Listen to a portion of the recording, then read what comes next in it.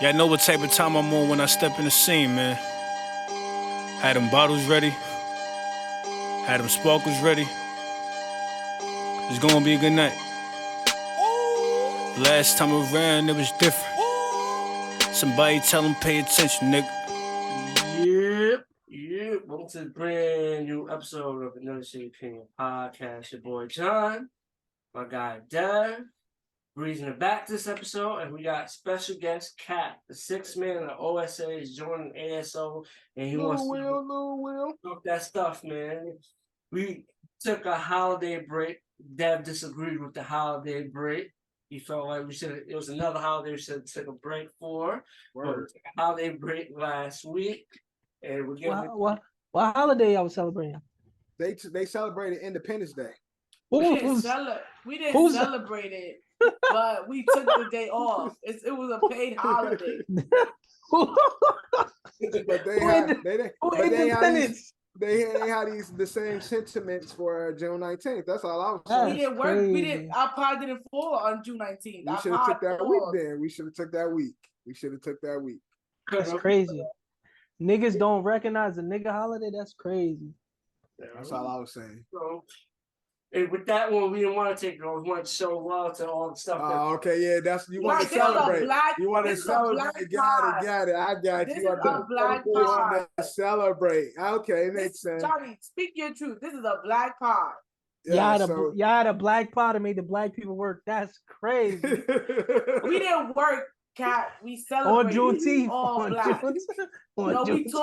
We talked about black people and we celebrated our black people. Yo, please find a clip from that episode. I bet y'all was bashing the black person too. Y'all I don't think we was. I don't know what we talked about on the episode. I don't think we was. It was episode. Coi Leray album probably dropped that day. Y'all was talking shit about Coi Leray. Coi Leray's album dropped after that. We didn't get to talk about Coi Leray. She dropped the album. I'm looking at the thing. No rundown. The two topics we talked about the two intro topics. One was YK Osiris situation. But man. But we ain't talked down on him. You know what I'm trying to say? We did it. And then who y'all talked down on? Sukihana? No, we ain't talking down on nobody. No, we ain't talking down on nobody. We felt like it was a mistake. It's something like, you know what I'm trying to say, they can get past it, but we didn't really talk down about nobody. But then the second topic was New Gunner had just dropped, so he might have took a couple of even then we didn't say nothing bad about. We ain't shit on Gunner either. Oh no, we didn't shit on Gunner. Yeah, I don't recognize who y'all talking about. But I'm just saying that's the only because I'm looking at all the stuff. Other than that, yeah, we ain't really talk no shit like about. But hold on, but besides that nigga I was just talking about, Dev, you saw why Sukihana was trending yesterday? Nah, she did some wild shit. I'll look on Twitter. I was just about to say, just go on Twitter. Twitter tell me. What? She was dancing on a Tyler or some shit. Nah, worse than that. I don't even think I could say it on YouTube. I don't want to get Johnny show messed up. All right, I'm gonna look it up. Well, listen. Just say a lot of people were saying that it was making them throw up. Yeah. They wasn't too happy about it. It wasn't looking too nice. Yeah. That's crazy. Clout is something, and clout be making people do some wild. No, I don't think she did it for clout. I think it was more so like It looked like a city pool. Yeah. Literally a city pool. Yeah. That's what they were saying. City pool. Look like a city pool. The rec center. Word. Where all the shorties going there fresh from playing ball. With the same basketball shorts on and shit. Exactly. In a pool. They dirty ass t-shirts on. The young lady from the YK video. I know she has a video of her having a orgasm on camera, and the secretions looked dirty. Suki ain't dirty. If y'all remember when Suki came out, she was like she had her own feminine product. No, but well, the video it looks. That's why. Like, That's Hold how on. That's She why I know had y'all her. don't know. Hold on. She had her own feminine products. Every woman that I've talked to about them feminine products, that ain't really a good thing. No. What she had was like it was like a those douche toilets, but this one like it had like a feminine product in it that washes your vagina, like douching, like douching. Oh, the douche and it shoots the feminine. But it had. But topic. you saying like it had a smell to it or something, right? Like something to make it smell better. No, it was just a cleaning. It was a cleansing you as you not the bidet. Right. She had like a bidet that cleans you, like it's a cleaner that comes out instead of water. Right. So as you yeah, but that's what I'm saying, like a chemical type of shit. It's not. It was. It was a. I don't know what it was. I don't know. It was a natural product. It was a natural product, and girls do that. Even douching. It's a natural way to clean out your feminine. Right. I don't know. Hopefully her pussy smell good though. But that's it. We can move on. Yeah. I mean, they going in on her ass right now. But all right, it's cool. Right. This is the world we live in. That's our opening conversation for this. Overexposed. Oh, people exposed too much. That's all I'm gonna take from it. Exposed too much. You're speaking of exposure. Jada Pinkett about to drop that book. How much exposure you think's gonna be in that book? I'm actually in it. Untangled. That's what she should have been called. The name of the book should have been called Untangled.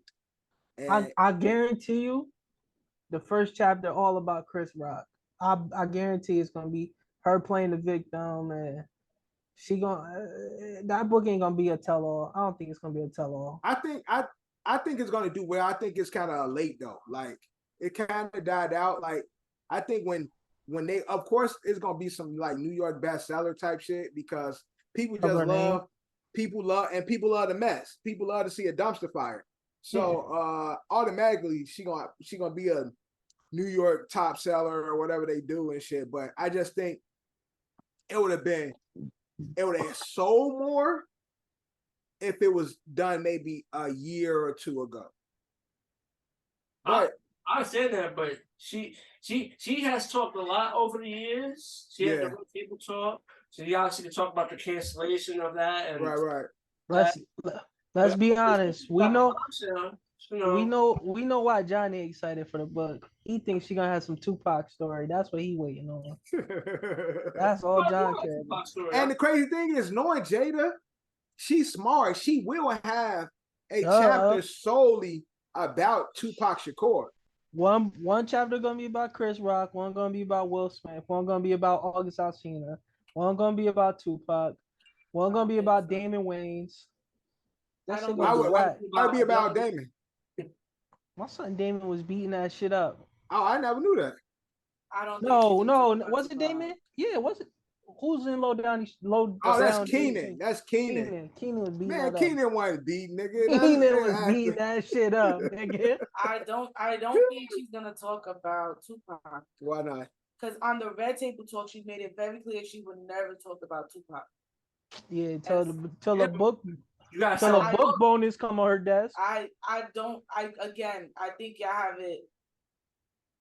I think she might talk about I'm definitely talking about August and definitely talk about Will, but she loves Tupac. She's not going to talk about him. No, we're not necessarily saying in a bad way, but I don't think. But even on the Red Table, she would not allow Will nor nobody to talk about Tupac. And she said it. She hates when Will does interviews and they bring up Tupac and he speaks on his name. She does not speak on that man's name. Man, you selling a book, motherfuckers say, look, she gonna be tough. We need to talk about this. We need this in that book. But she don't need that because she's Jada Pinkett. Yeah, but you trying to sell a book. If you What trying else to she sell a gonna talk book, about, Sabrina? We got 3 chapters. She gonna have at least 10.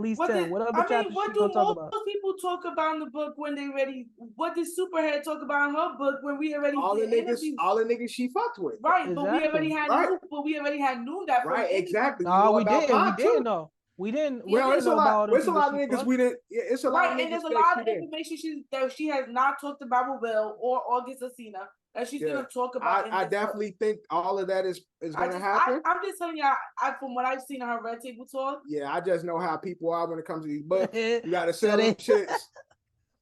Shit She come gonna out. turn Right, but she she don't gonna turn need into Scottie Tupac to Pippen. sell those books. You're talking about No, she don't. She definitely don't. They're talking about her Oh, kids. yeah. That'll be a chapter. Talking about her kids, what? I said her talking about motherhood and her and being a mother and Yeah, because I that'd think be a- everything that she gets a bad rap about is going to be a topic of conversation.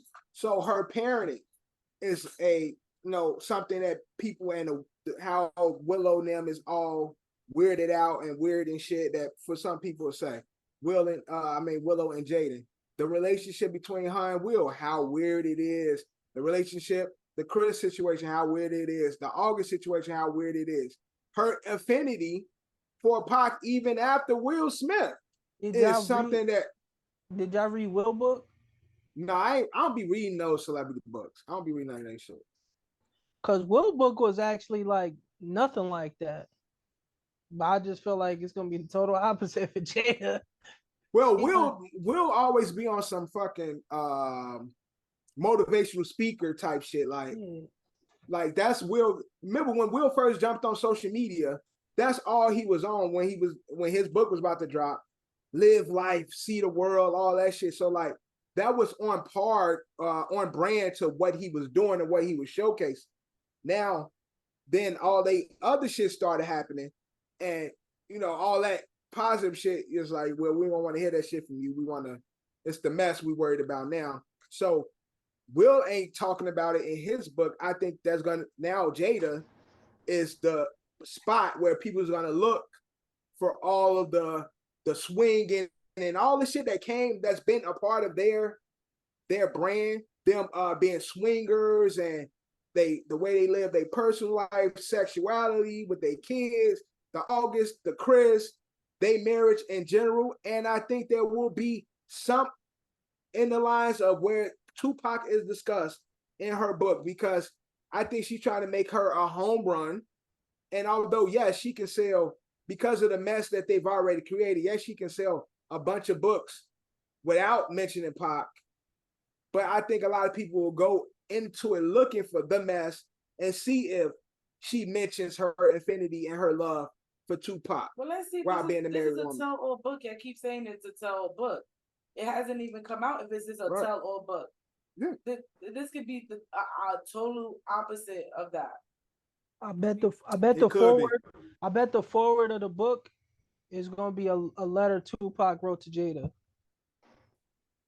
I bet it. Possible. That's definitely possible.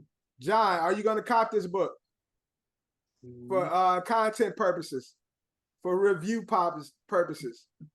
Do another shitty short and review the book. Review Jada's book. You never do no book review. I need a spark note though. I'm not reading that shit. I need spark notes.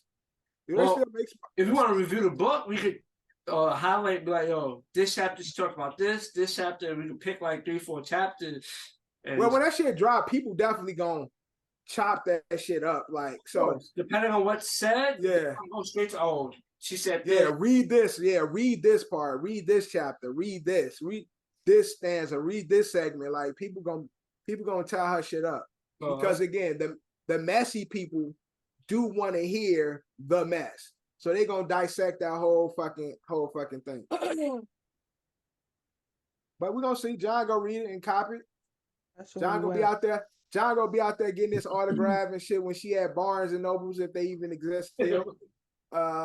See, this is not even. This is a memoir of her life.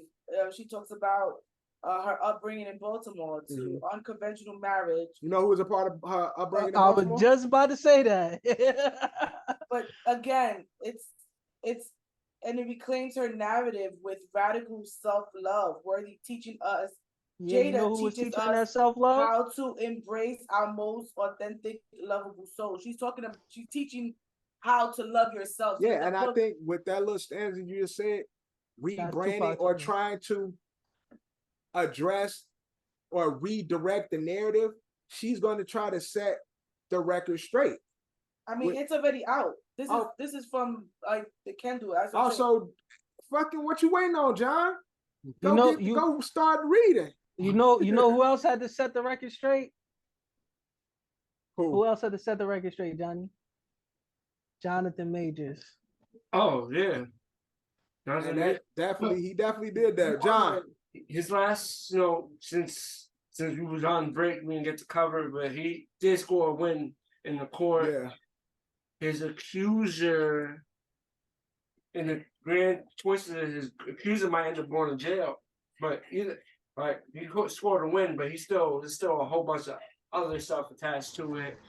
But his main accuser might end up going to jail. So overall, we'll still look out on it, but he looks like he's a few more steps in the clear than he was a couple of months ago. You know where else he scored at, Johnny? Oh, you want to talk about his new partner? What'd he do?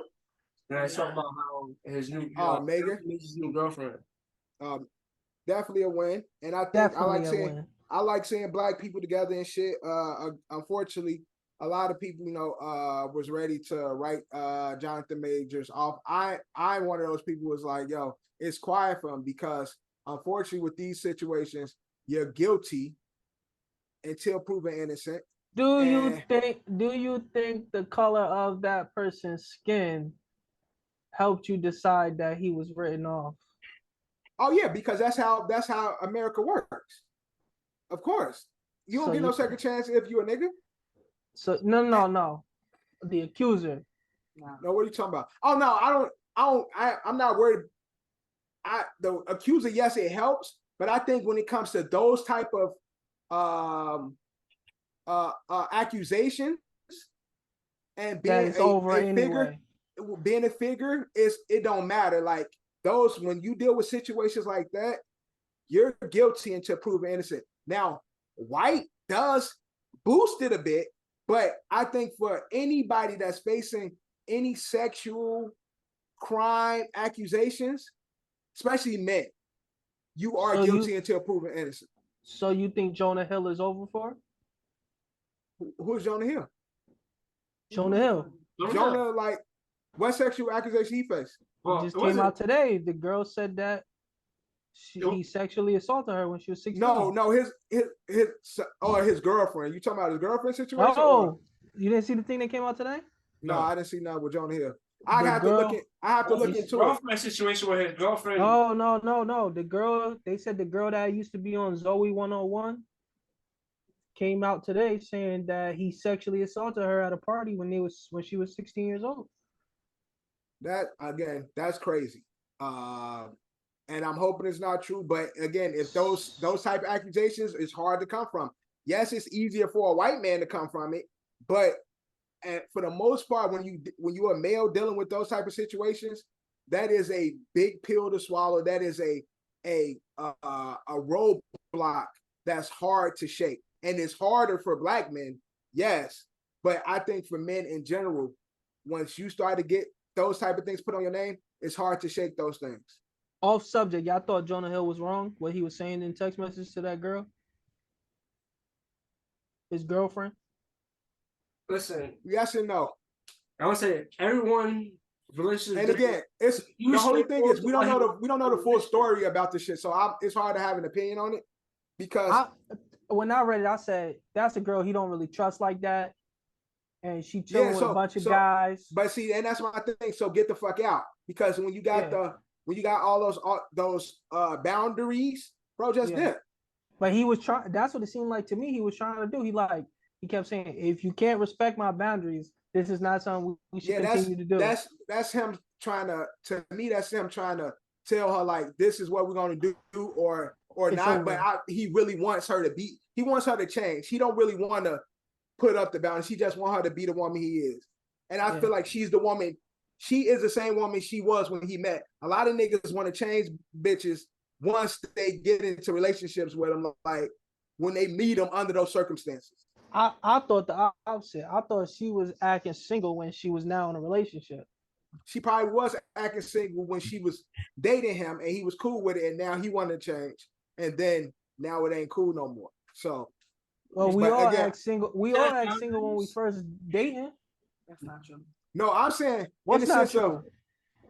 I'm saying in the sense of he met her, so he was talking about her surfing with these fucking models, her wearing salacious style clothing and shit like that. Yeah. All of that, when you date somebody, you date the person for who they are. You don't wait until you start dating them and be like, okay, now I got you. This is the things I need you to change. Because if that's the case, then you don't get into the relationship with that person. All right, so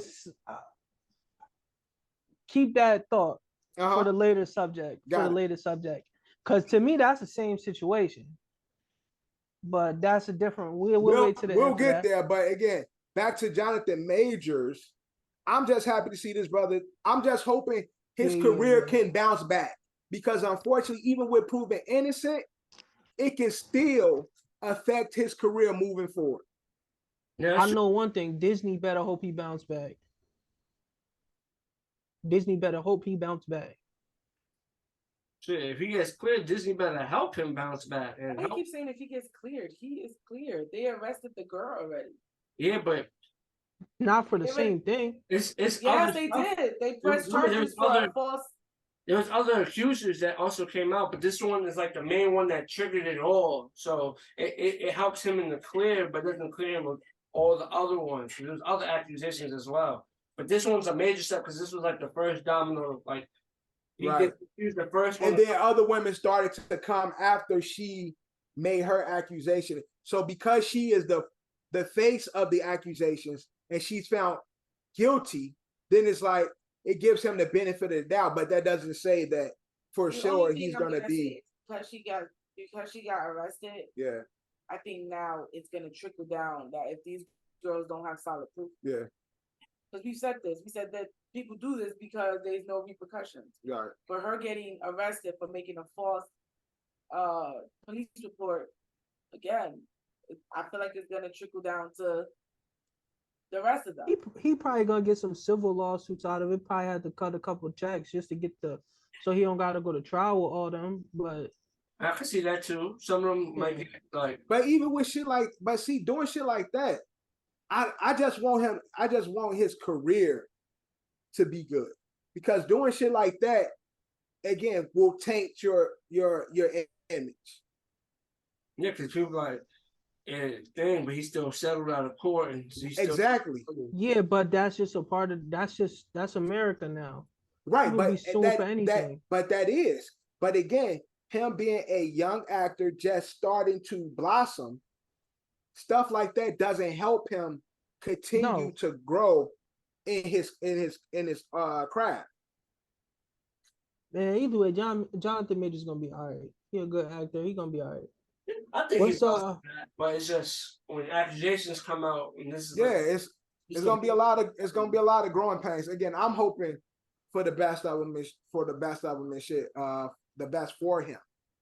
It just, I know, again, seeing situations like this and shit, whether you guilty or not, it'd be a lot of times where niggas be innocent, and then people just don't want to be tied to you because of the accusations that were placed on your name.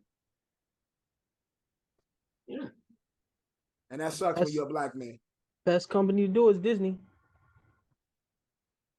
Let's take a toll now. We talked about acting. Let's get into music. So Complex had a list. They did their power ranking. So they did Rap City power ranking. So based off the city, they rappers from certain cities, they did a power ranking. This is the top 10. At number 10, they had Philly. Right. Number 9, they had Detroit. At number 8, they had London. At number 7, they had Houston. I gotta be homophobic. My bitch is gay. At number 6, Miami. Number 5, Memphis. Number 4, LA. Number 3, Chicago. Number 2, New York. And at number 1, Atlanta. Are we talking all time or are we talking about Current. this current moment? Currently. Oh, They said okay. most dominant artists, and it's a list. Yeah, current. And they give the notable artists from the cities. It's only at the moment. I was about to be baffled. Like, what? Well, but okay. Yeah, I'll say New only York. for the moment. New York is the only one that has they still kind of rap, but they're not really active rappers. But New York is the only one that have like 2 names that's like Jay-Z and Jay-Z and Nas on the New York. Nas currently raps. No disrespect. Nas still dropping. Yeah, Nas still rap. Nas still raps. He's dropped a couple albums. Yeah, like last 3 projects in the last 2.5. But Jay-Z's not really active rapping wise. Yeah. Nas is. I think because when you have a New York rap list, you got to throw Jay-Z on the New York rap list and shit to give it any type of credibility. But the Atlantic shit. I was gonna say who they say for LA, like who they list as the person, the people. Oh, I got you right now for LA most dominant artist is Kendrick Lamar, Tyler the Creator, Roddy Ricch, Vince Staples, and Doja Cat. Oh, so they really stuck to LA. Like they gotta live in LA. Okay. Yeah. Because I was gonna say not California. I was gonna say if you say California, yeah, I think it's a little different. But if you're sticking to LA, I'll give it to you. Then they put Rising Stars. They put Blast, BLXST, O3 Greedo, G Perico, OGZ. I fuck with G Perico. Wimble, Buddy, ASM Bopster, Savvy Third, R3 the Chill Man, Wally the Sensei, Big Sad 1900, Baby Stone Gorilla, Ralphie the Plug, Treyway 6K. That's their Rising Stars. They put the Rising Stars also with the list. They kept it LA. Okay. And they also put the Defining Sound. LA, Gangster Rap. I mean, she ain't LA, but she definitely cooking in LA. When I say LA, I mean like Mozzie ain't on the list. Yeah, around the hood and shit, around the block, like hip hop and shit. She lived in LA. I don't even know, is she from LA or is she living in LA? Right. She probably is from LA. Because I mean, they put her on the list. I would guess so because a lot of niggas live in LA. So she from Jordan Projects. Okay, I don't know what that is, but you don't know what the Jordan Projects is? Nah, I don't. What's that? That's a very She's really from LA. That's really a prominent neighborhood in LA. Okay. Well, again, she really from LA, and I'm a big Doja fan, so I'm not gonna shit on her. Every time niggas bring up Doja Cat and I'm on the podcast, that Lil Dicky episode, man, shit broke my heart, man. Great episode. Broke my heart, man. Lil Dicky fucked that up, man. But again, Atlanta, that ain't nothing new though. We've been doing that for the last 20 years. What, Atlanta? Yeah, Atlanta been running it the last 20 years. 20? I don't know about 20, but I said good 10 to 15. 20? Okay, 15 then. 15. Bro, 20 goes over. That's 2003. Yeah, bro, I know 20, that. 2013, as a collective, Atlanta since the 2000s been a melting pot. Nope, I'm not giving it to them. I know we had our moments, John, and shit. Like, go ahead, John. No. Nicki Minaj in 2013. Nicki Minaj is the biggest artist in the world. Yeah, but that's one person. I'm talking about. I'm talking about Chicago. And Chicago had their moment, but I'm talking about consistently. Atlanta since the 2000s have been a predominant player. They've been pretty when it comes to consistently. Out of any other city. But they was not number one though. I feel like if they wasn't one, they were 1B. They was like, they've never been out of the top 5. I'll say that. Okay. Top 3. I'll say that. Top 3. Top 5. But I was gonna say, like, Weezy also had a time point, but I swear I was just about to say. But see, again, New y'all Orleans, talking about Louisiana, but they no, not Lil saying, Wayne, not New Orleans, Lil Wayne. But I'm saying it's because you're saying one city. That's why I'm saying, like, if you say that little section, NBA YoungBoy, Wayne, like you put all them together, then it's a little different. But you can't because they're not saying one city. Right. They all if they didn't say state, they didn't say state. Yeah, that's what I'm saying. Oh yeah, because I'm not gonna say because they're all from different parts. Because I want to say they all from different parts of Louisiana. Because they would put Canada in the top 10 because off the strength for Drake, but it's only Drake. Right, but again, that's you making my point, John. You can't put Canada because you only got Drake. Although Drake might be the biggest artist when it comes to the powerhouse of a city. And I don't even know Drake. What city does Drake even rap? He just rap Canada. What city is he from? He's from Toronto. He's from Toronto. Okay. But that's what I was just about to say. If you say Tory Lanez and Drake, they beat both. Them two together, them two alone. And I'm not a huge Tory Lanez fan, but them two alone could beat a couple cities on that list that we just said. That's possible. That's very possible. Very possible. But it ain't, those two ain't beating Atlanta as a collective. No, but that's different though. That's what I'm saying. Like Atlanta been pretty good. So that's all I'm saying. Atlanta as a collective and pushing their culture mainstream since the beginning of the 2000s, Atlanta has been in the forefront. But isn't this list about collectively? Because that's what I'm saying. We somebody else again. No, first he said it was isolated. Current. Yeah, they talking current. But I'm just saying, to me, Atlanta has been, not even today, Atlanta's been doing it for quite some time. I'm not taking that. I'm not taking that. For Atlanta, because you gotta know. Because if let's clarify for the listeners. So what Decap is saying that collectively Atlanta hasn't been doing it for the last few years. He said top 5. He said they've been top 5. Never had the top 5. I'm not just not top 1. Dev. No, I'm saying number 1 for 20 years. That's what I'm saying. But that's what I'm saying, Decap. So clarify that. So as collectively, you're saying they haven't been doing. No, I made it clear. I said top 5 in the last 20 years. They have never been lower than top 5. But as of right now, this current moment today, yes, they are number 1 in my opinion. Right. But when Dev is saying they had it for the last 20 years, they didn't. And I said, and that's why I'm saying, John, 15 years. But for the most part of the 2000s, for the most of the 2000s, Atlanta has ran it. All right, so hold on. When we was in college, what Atlanta artists were we listening to over everybody else? I don't know shit. Nigga, that ain't 20 years ago. But I'm not talking about Future and the Migos. Yeah, but see, I'm not even. I've never. But I've never been a Future fan. I'm saying, but Future and Migos was out. But during that time, and I've never. But see, we talk. Y'all talking as if I'm not talking as a fan of Atlanta music. I'm only talking about the landscape. And that's my point. So the biggest people when we was in college, was Nicki Minaj, the Chicago drill rap scene. Right. That was the Chicago drill moment, definitely. Hove had dropped his album. Nas you had the good music. You had the good music collection. Good music. Yeah. Like it was not Atlanta. But you speaking about the heavy hitters.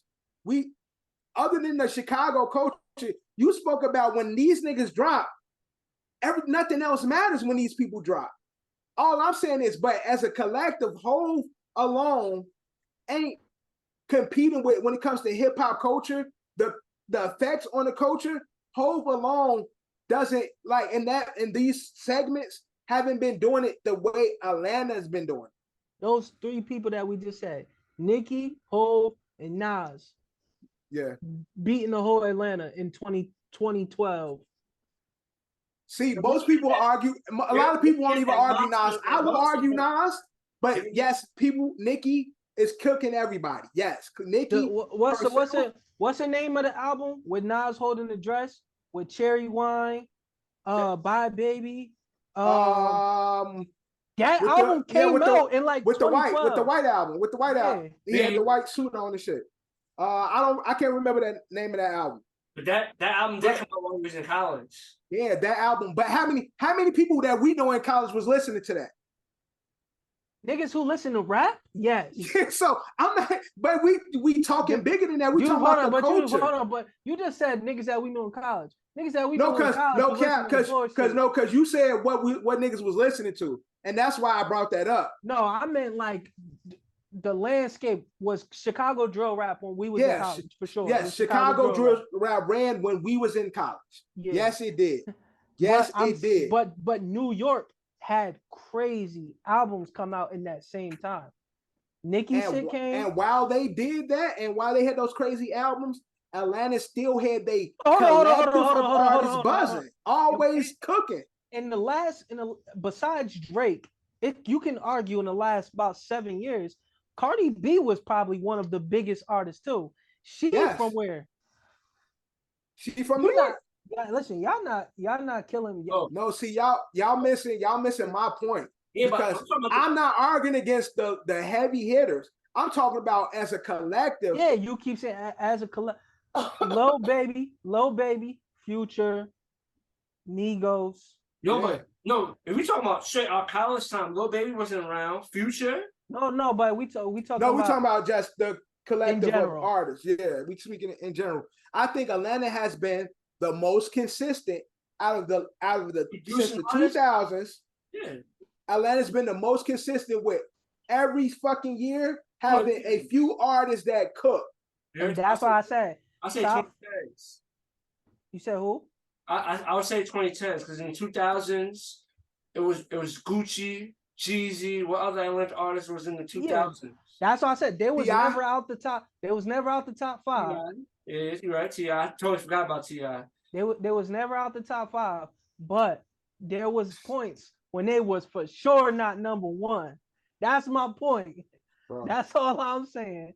So y'all gonna make me do Atlanta versus everybody list because it's a fact. Like Atlanta really been doing this shit. Hold on. What do you say Atlanta versus everybody? You putting literally everybody versus Atlanta? No, everybody. You gotta do it one-on-one. Everybody. No. Of course you're gonna make a fucking juggernaut list. I'm talking about each city going against Atlanta. Hold on. You do Atlanta versus everybody. We're gonna start right now. You give me your number 1, and I give you. No, I'm not giving you nobody. I can't think of nobody out there. I can't. No, I ain't doing it. Because this gonna take some real thought. No, this gonna take some real thought. As soon as you get out of QC, it's over for you. That's what I'm telling you. And we forget, Speaker Box and Love Below was in this time as well. Yeah, Outkast was the 2000s. Yeah, so Gucci, Jeezy, Outkast, T.I. You know what I'm saying? I feel like that was a group of artists that helped pick again. We got the 2000s, 2023. Pick either one of these decades y'all want, and I will cook any city y'all pick with an Atlanta list. That's not true. Decade-wise? I'll take. No. 2010. You could go 5 years, 2025, 2010, 2015, 2020. Right, so listen, 2020. I will cook whatever city you pick with Atlanta group. We're going to do 2000 through 2010, top 10 against each other. Yeah. I'll take that bet. And pick a city, pick any city. I got my city in my head already. And I'm cooking any city with Atlanta. Okay. And I don't even fucking listen to this shit. That's why be making me mad, because I don't even listen to this shit. Listen, Jeezy and Gucci gonna have to carry you in that 2000 and 2010. Jeezy. Bro, I got Jeezy, T.I., and fucking Outkast. Okay. And then towards the end of that thing, towards the end of the 2000 to 2010, that's when my guy showed up to when we get to the Fab Four, just remember what Dev just said. When we get to the Fab Four, That's all I gotta say. And I I know got Johnny. I got and I know fucking Johnny Roscoe Dash. And I I got know Johnny fucking. listen to me close to my. You forget. I got Walker. Don't say Yeah, not mention Walker. Walker. Walker had a little time period when he was rapping. Walker had a time period. Walker for sure had it. That's my guy, We man. We But gonna hold move on, on. Johnny. Atlanta cooking Hold everybody. on, before we move on. Remember, Dev said versus everybody. Yeah. Cole, Kendrick, Drake alone. No, we talking about specific Nah, cities. you Nigga. said Nah. We talking about. I'm we talking about. that. Yeah, and I Before checked that- myself. I checked myself. I checked myself. There you go. That's what I was gonna say. When you said, I said, go ahead, start saying what everybody wins. Yeah. Guys might disagree. The only city that I feel like it might sound biased, but the only city I feel like that you can pick and go get everybody's New York. Yeah, okay. Yeah, I believe it. I believe that too. But I got that's everybody. I'm gonna say my city. I'm gonna say New York versus your Atlanta, 2000 to 2010. All right, we going 20 or 10? We going 10. You said 10. Okay, we go 10. We go 10 tracks. If 10 it go tracks. to 20, it might get bad for you. No, you know what you should do? You know what you guys should do? Submit it. Hold on. You said tracks. We talking artists. Okay, we can do artists too. Oh, okay. All right, artists. If y'all want to do both, I can do both. You know, and then you know what you do? Submit the list. No, he might got it off of tracks because in the last 10 years, Atlanta got. We're doing 2000 to 2010 anyway. Had it for like the past 10 years. I said 15, but I was like, 15 is a little too much. The past 10 years, I think Atlanta had it. Hold on, I gotta check something too. Because we're gonna move on. That also helped it when the Rise of Thug came. When that movement helped also. Then, but like I said, before we move on, y'all submit the list to a chat, post it on the Culture Capsule IG page, and set up a poll. Let's see what people say. We're gonna definitely do that. We get more traction. You know, trying to say we get more traction, but no one's expecting Atlanta. Atlanta has been one of those people that's been heavy in the game past 20 years, but I would say they've been dominating as a collective for at least 10 years as a collective. 20, but okay, yeah, go. 20 is crazy. 20 is crazy. Because you argue, 20 is crazy. All right. Because even if you don't want to talk the June and shit, my man Ja Rule had his grace period when he was killing the shit, and that's New York. Yeah, you talking about one person. I'm talking about the collector. I'm talking about the field. I'm talking about the field. I don't know how much he disrespected. Yeah, I'm talking about the field. Let's move on. We're gonna make these lists. And we sticking to music. And speaking of lists, Billboard, we've discussed plenty of lists that we put out. Billboard did their top 50 rap groups of all time.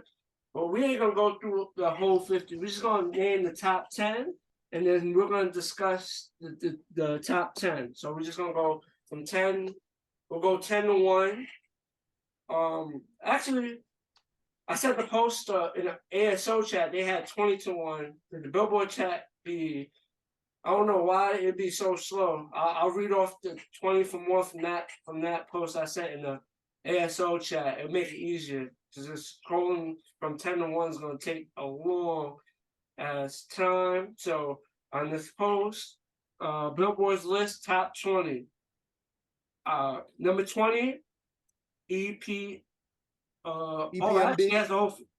This whole list has the whole 50 on it, but I'm gonna just do 20. I'm gonna go 20 and up. But I was reading.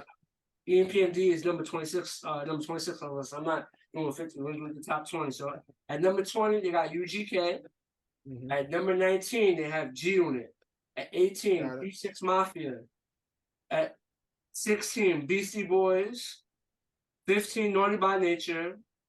14, Feud. The Fugees. Okay. Number 13, Mobb Deep. Number 12, Grandmaster Flash and the Furious 5. Number 11, The Migos. Number 10, The Roots. Number 9, De La Soul. Number 8, Salt and Pepper. Number 7, Eric B. and Rakim. Number 5, Run DMC. Oh, number 6 is Public Enemy. Number 5, Run DMC. Number 4, A Tribe Called Quest. Number 3, NWA. Number 2, Wu-Tang Clan, and number 1, Outkast. All right, this list bullshit. We can start off there with that list bullshit. I ain't mad at the list. I think the top 5 is right. I think the top 5 is right. Where you place that top 5, I think it could be. I think if any of that top 5, if you put at number 1, especially when it comes to like NWA, Wu-Tang, stuff like that, and Outkast, I think they all can be number 1. So I'm not mad at them being there. I'm not mad at the fucking list at all. Like, it is what it is. Other than fucking Dipset probably took, again, my personal feelings. Hold on, listen. I ain't gonna name no names. I'm only gonna name who you said in that top 20 because we still got a Fab 4 to do at the end of the episode. Right. But ain't no way you telling me you taking Salt and Pepper, Beastie Boys, Grandmaster Flash, Naughty by Nature, all of them over G Unit? No, I'm not taking them over G Unit. I'm not taking. They always listed anybody higher than G Unit. No, what I'm saying is I'm not mad at the list. Although G Unit, the problem with G Unit is 50 Cent is still 50 Cent. It's 50 Cent, but G Unit, the group, didn't do much as G Unit, the group. Like, bro, G Unit is no. What I'm saying is Pepper. No, what I'm saying is Salt and Pepper was really a group, and that's the thing. G Unit really wasn't a group. G Unit was a label. You get what I'm saying? Like that's like Rockefeller being a group. No. I think it's a little bit. No, it's in that mix. That's how they look at G Unit. Whereas, yeah, they made G Unit is a crew, but it ain't the same as actual crews coming out like we are a crew, and then niggas come out and do their own thing. No, but that's how they came out. Because remember, G Unit had a whole gang of mixtapes where it wasn't just 50 mixtapes, it was G Unit mixtapes. But G Unit wasn't. They all take credit for it. Like 50. Yeah, but G Unit, they didn't pop as G Unit. They didn't take off as G Unit. But listen, you know what I'm saying? But wasn't it Johnny who said when we did the Billboards before that the Billboard chart is based on how many billboards you sell? I don't know what they that's what they doing it off. You're ranking in Billboards. I'll give you a paragraph from one of them and tell you what it says. But I think they do. Because I don't know what the criteria was. I think they do consider that. So if that's the case, then there's no argument at all. Right. Yeah, because I don't think G Unit ever got on a Billboard. Right. So so that's what I'm saying. Like, so then there's no.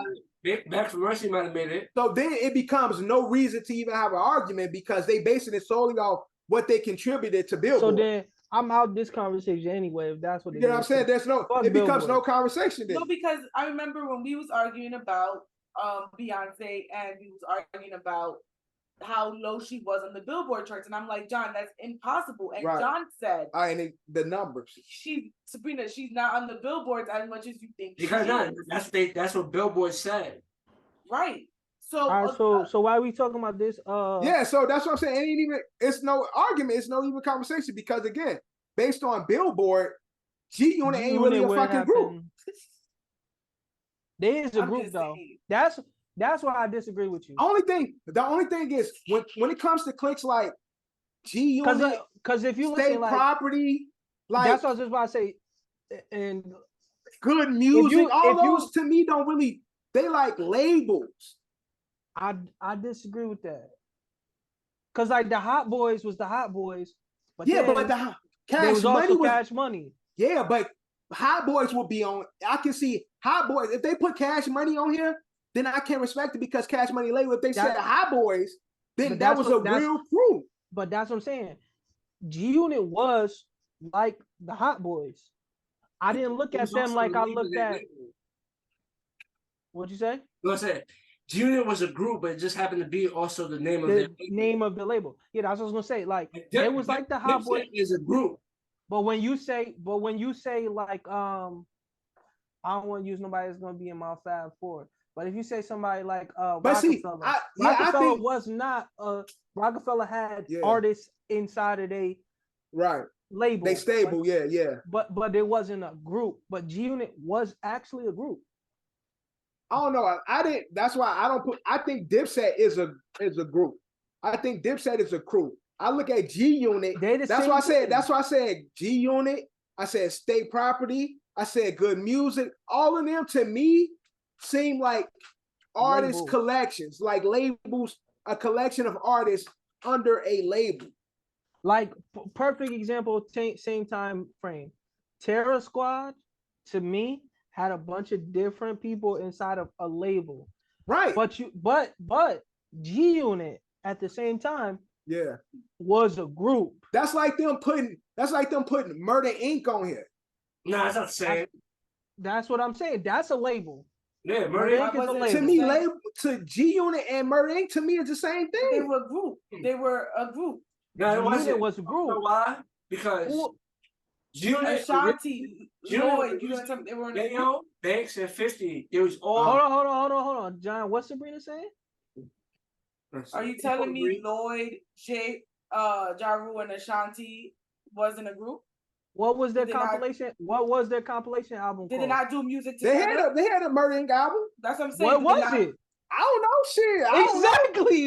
It's not a group. No, it wasn't. The murder wasn't. But they did music together. But listen. When you bought the G Unit album, the artist said G Unit.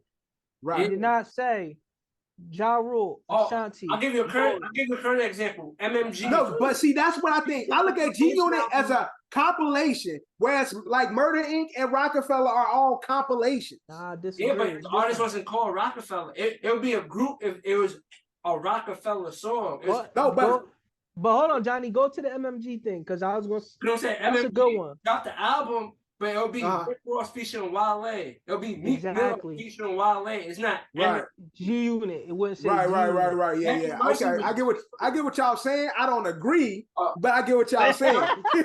You heard the song? There was a song.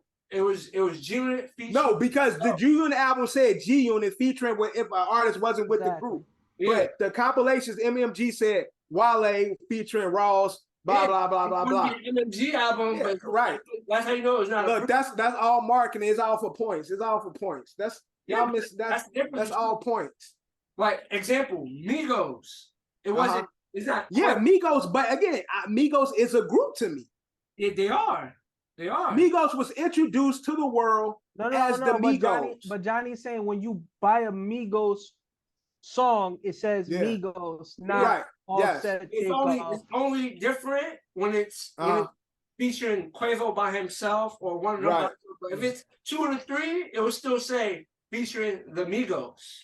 Yeah, I understand exactly what y'all saying. I just don't agree with it. I just don't think G Unit. So Don's Inc. is not a group. From now on, Don's LLC is a company. No, but hold on. There you go. You just said it. Don's is a label. Right, but we have a group.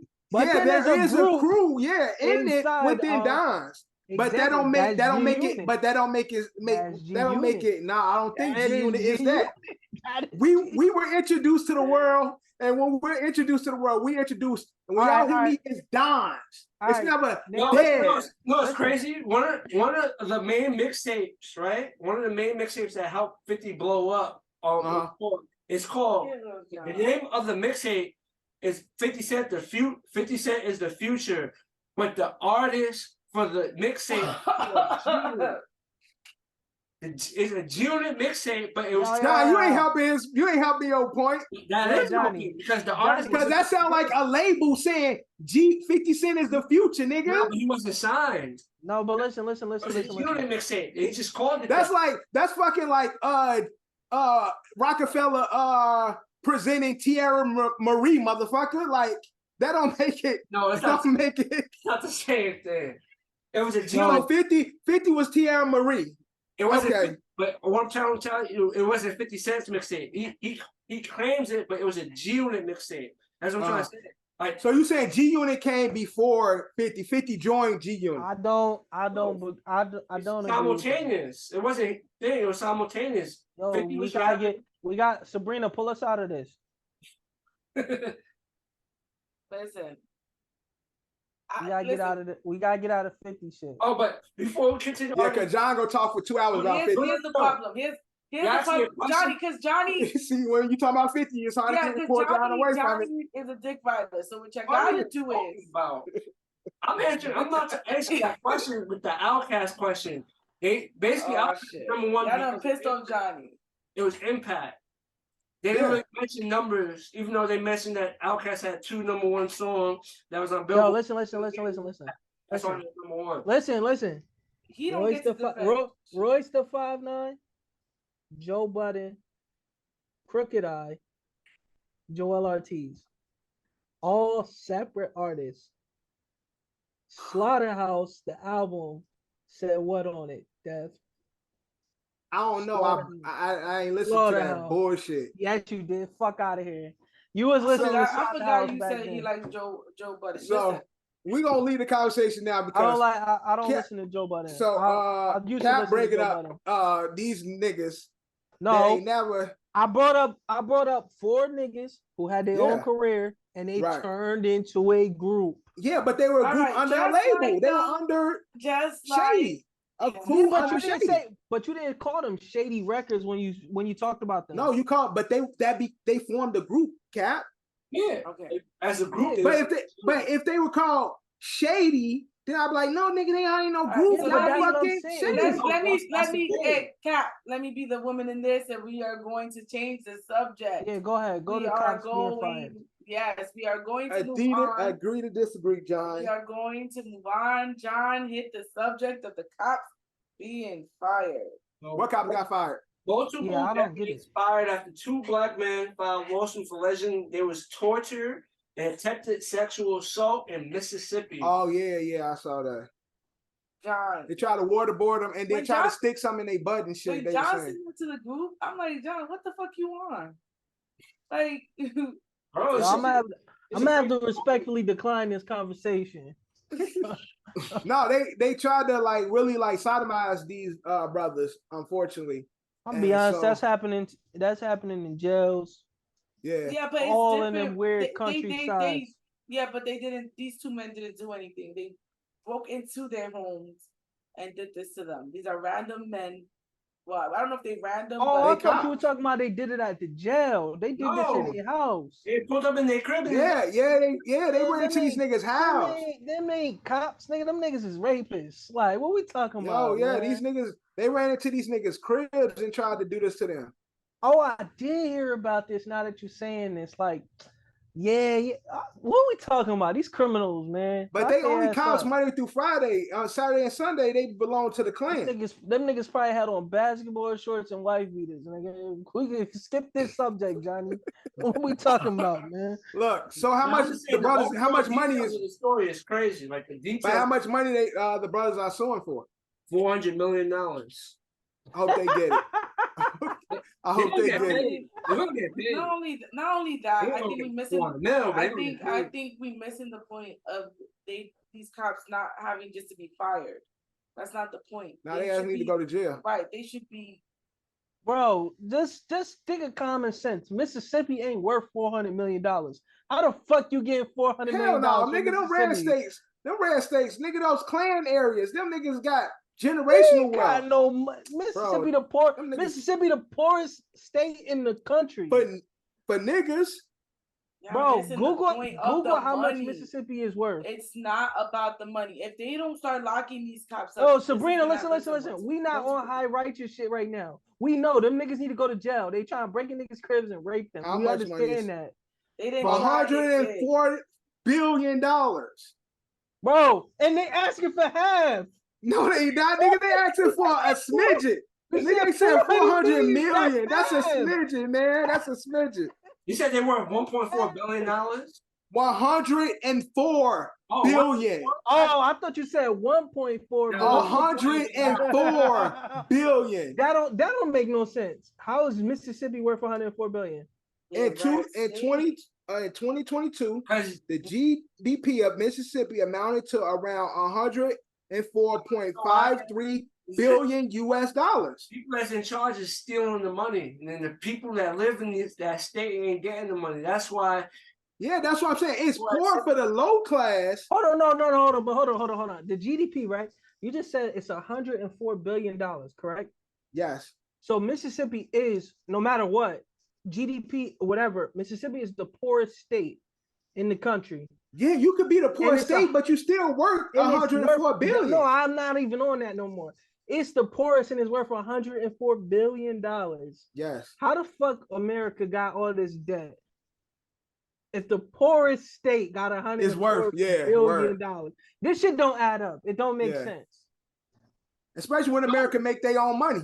I told you, niggas be taking that money. That shit paying for niggas' vacations, cribs, cars. No, Johnny, you not understanding the point. We talking about $104 billion to one state, only one state. To the one state. And the powers that be got their hands in the cookie jar. I understand what you're saying. Math don't how you got $100 billion and you got the poorest country. I mean, the poorest state. That makes no sense. That makes no sense. The math doesn't. You can't even make the math. Yeah, the math ain't mathing. Don't make sense. I don't. So that 400 million is a smidget of what Mississippi has to offer.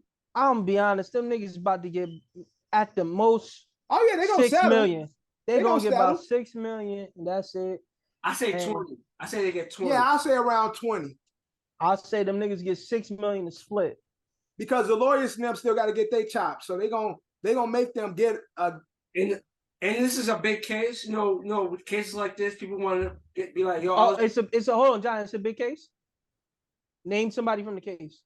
No. I'm saying it's as in it's got national attention. But it ain't a big case. A big case is saying Eric Gardner. That's a big case.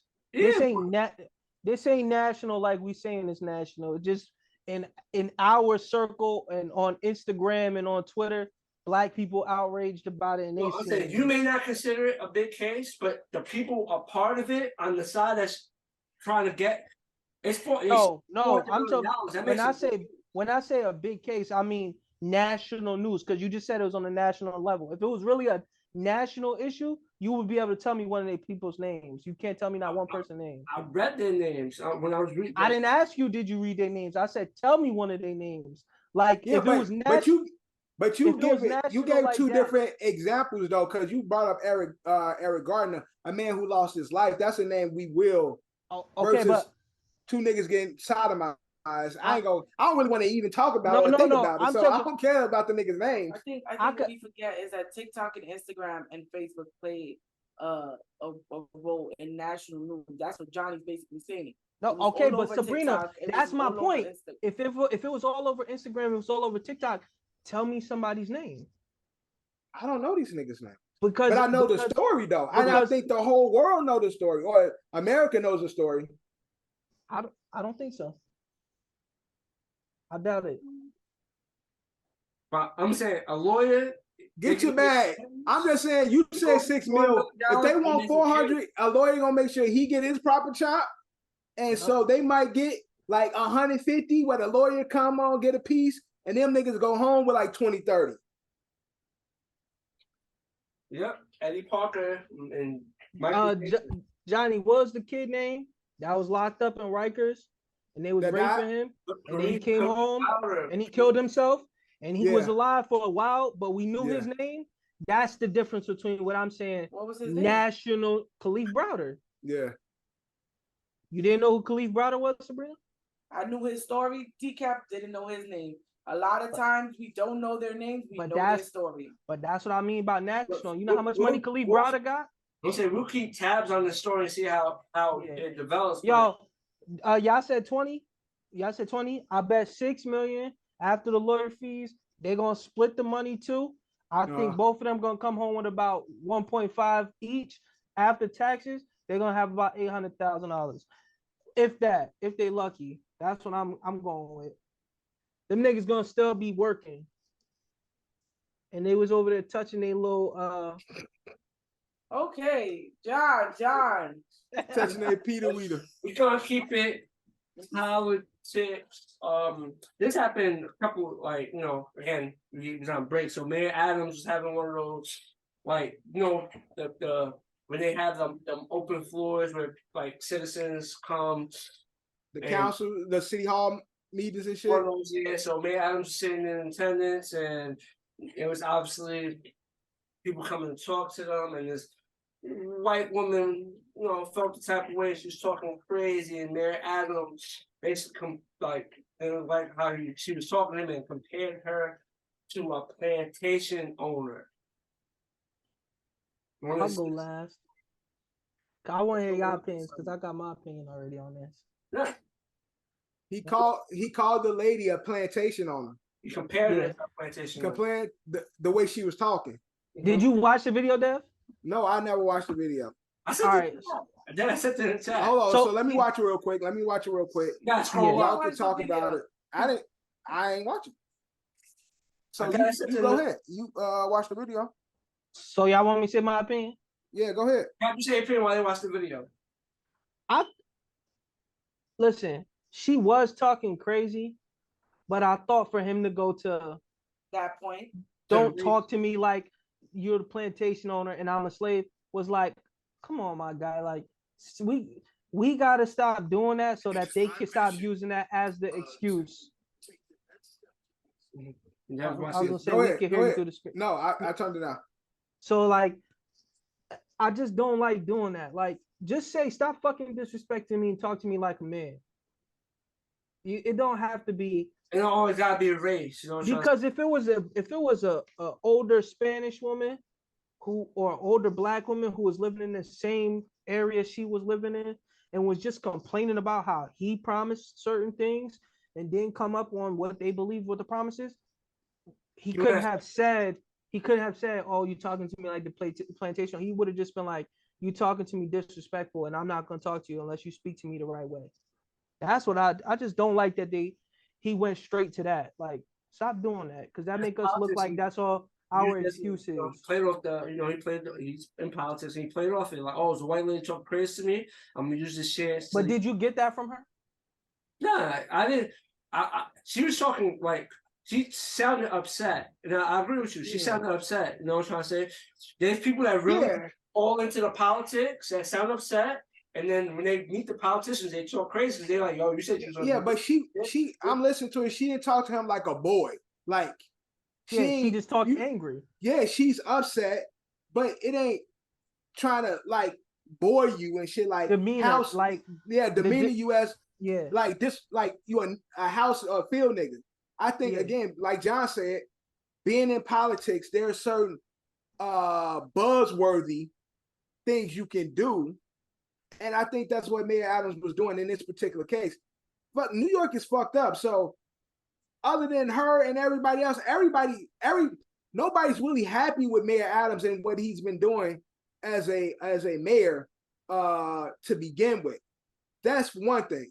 And for two, I'm big on the race car. I ain't gonna even hold you. But I'm just saying it wasn't nothing. There was nothing said just because she's upset for him to be like, don't talk to me as if like racial undertone. Like that wasn't the case. If that was a young person in my family and a teacher was talking to them like that, I would have never felt like this is a racist teacher and I don't want them around my kid or I don't want them around a young person in my family. It just was like an old white lady that was pissed off. That's all it sounded like to me. And the only thing you can say is, yo, as a man and as an adult, show me some respect. Talk to me in this. I expect you to talk. I'm talking to you one way, and so I expect that in return. But in regards to what she was saying, what she was talking about, and her demeanor, it was nothing that seemed racial about that. Or don't take the high road and be like, don't disrespect me. Shut the fuck up and move on. Right. Either way, he didn't have to play the race card. But I'm saying as a politician, him being a politician, you got to be they try to be on the right side of things other than Trump. Like I swear I was just about to say not everybody, because some of them would have said, man, get her the fuck out of here. Right. That's all. Again, these town hall meetings are for the regular people to come and to complain. express their themselves. feelings, express what they feel. Do they get nasty? Of course, especially if it's something that you're passionate about, you're gonna get nasty. So as the mayor, there's a time and a place for that shit. And this is not the time for you to say, don't talk to me like that, because everybody who walks up to that mic talks crazy. Right. You can't choose, especially when it's red smoke coming around the city, unbeknownst to anybody and shit, bro. Y'all got New York be doing some fucked up shit. We come here to voice our frustrations with the tax dollars that we paying for your fucking salary. Use that tone when a fucking white cop kills a young black kid, right? And ain't nobody doing nothing about it. Use that tone, use that energy, use that at that moment, not with that old white lady that was complaining about. If something happened like that, you go to a cop or the chief and you try to get answers and they talking to you crazy, then give them that. You give them that energy and shit. This is a New York taxpayer upset with the fucking city, the fucking state of New York, like everybody else, and she ain't saying nothing just because she old and white. In this particular situation, although they do it a lot in this particular situation, I'm only speaking on this one. Yeah. She ain't saying nothing to bring up to make him feel as though some racial undertones. And remember, like a couple years ago, there was that town meeting that black guy had came up and he was talking crazy to the older white lady. It was a heavy set black dude. Then he ended up getting into politics. You remember that story? No. Oh, he did. I forget his name. I'll figure it out. And I just remember he was doing politics and he had a weed commercial too at the same time. That's why it was like it blew up. But anyway, that's how he got popular. He went to one of them town meetings and he blacked on the politician that was there. He talked way crazier than this white lady just spoke to Mayor Adams. And he got praised for it. So I don't know. Either way, fuck that white lady. I don't know her. And fuck Mayor Adams. I don't know him neither. Straight up. No, I'm just saying the way he talked to her was crazy. Yeah, it was. I want to know if that was unnecessary. Would he have that same? If it was a man, would he have that same like energy? Oh, so you think Mayor Adams pussy? I think he's way pussy because I've seen him do other. Hold on. So you saying?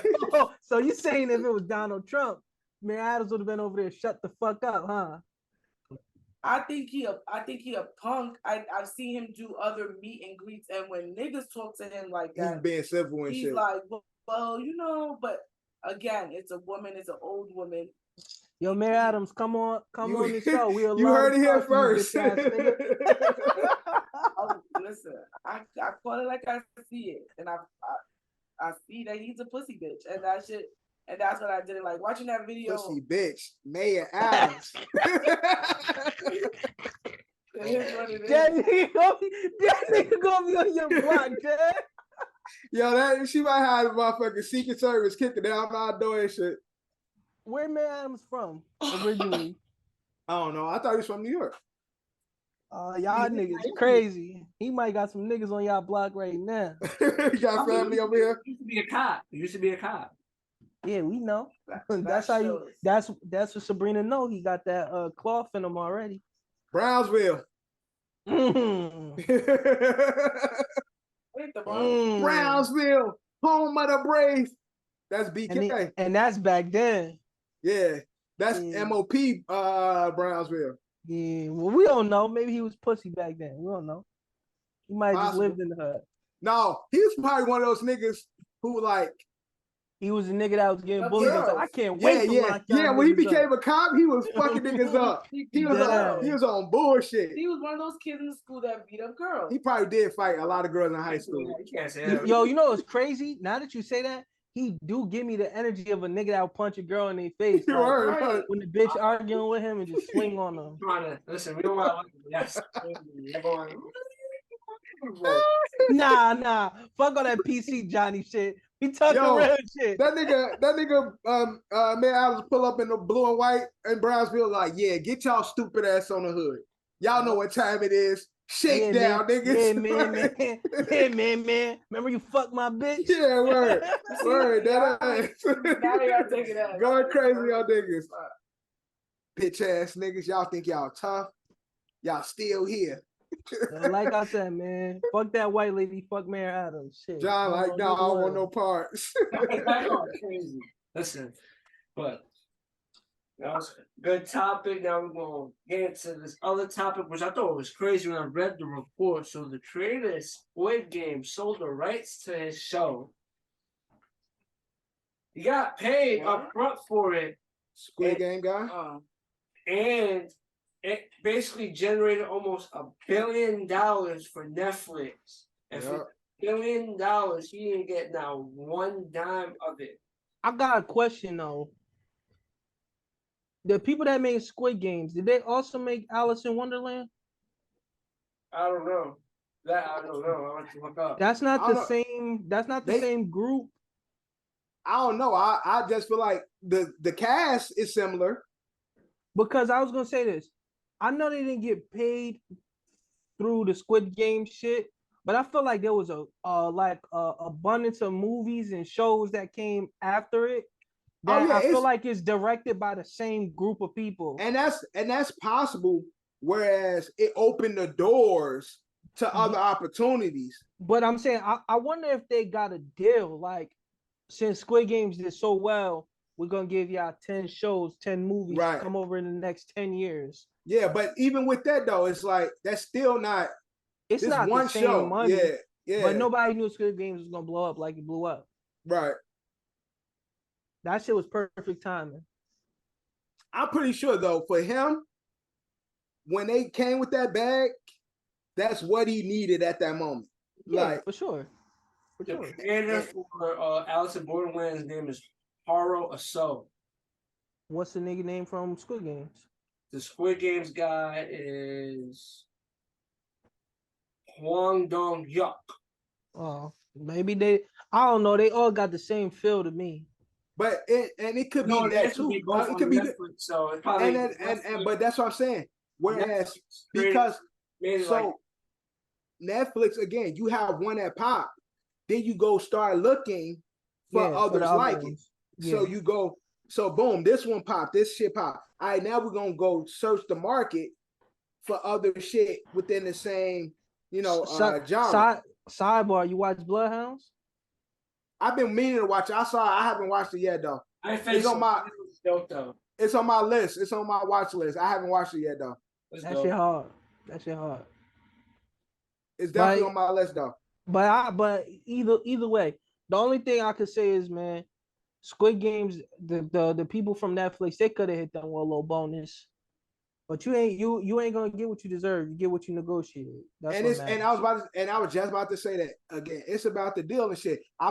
It seems as though they didn't have something in their deal that says, okay, if it reaches certain this, then there's certain points that they get as it reaches certain views and certain let this be a life lesson for everybody. Everybody be quick to sign them deals when they offer that money up front.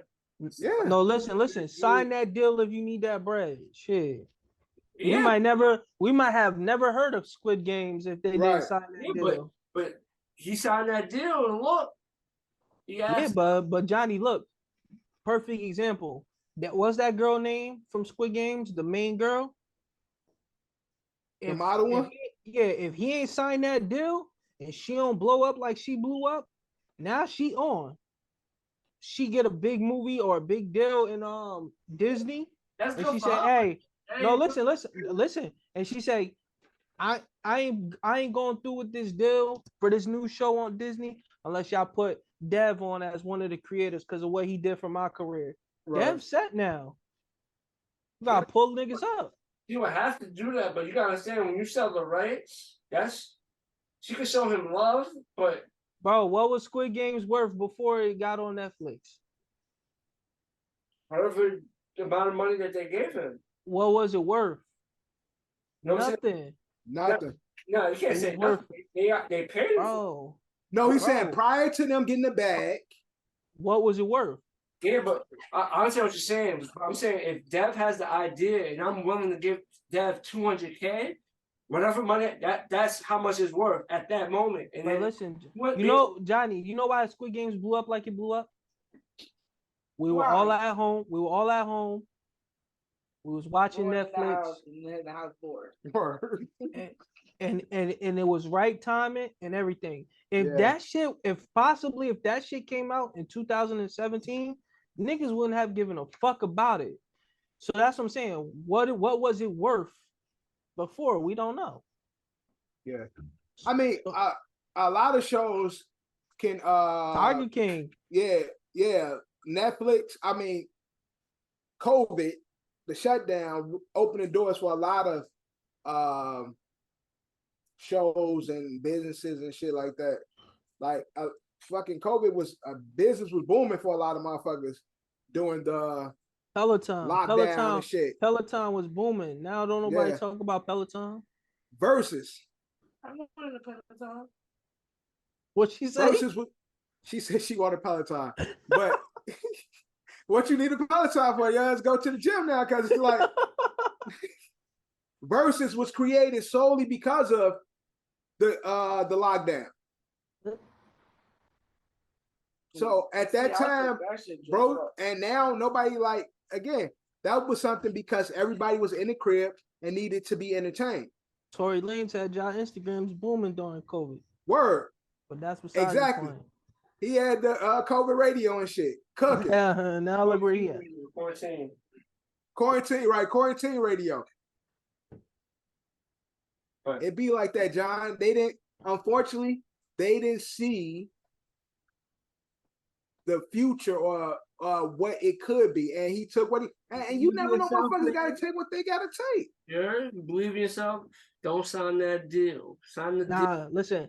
Believe in yourself. Sign that deal. Take that bread to the casino and win your money on that Uno table. Wow. Facts. So,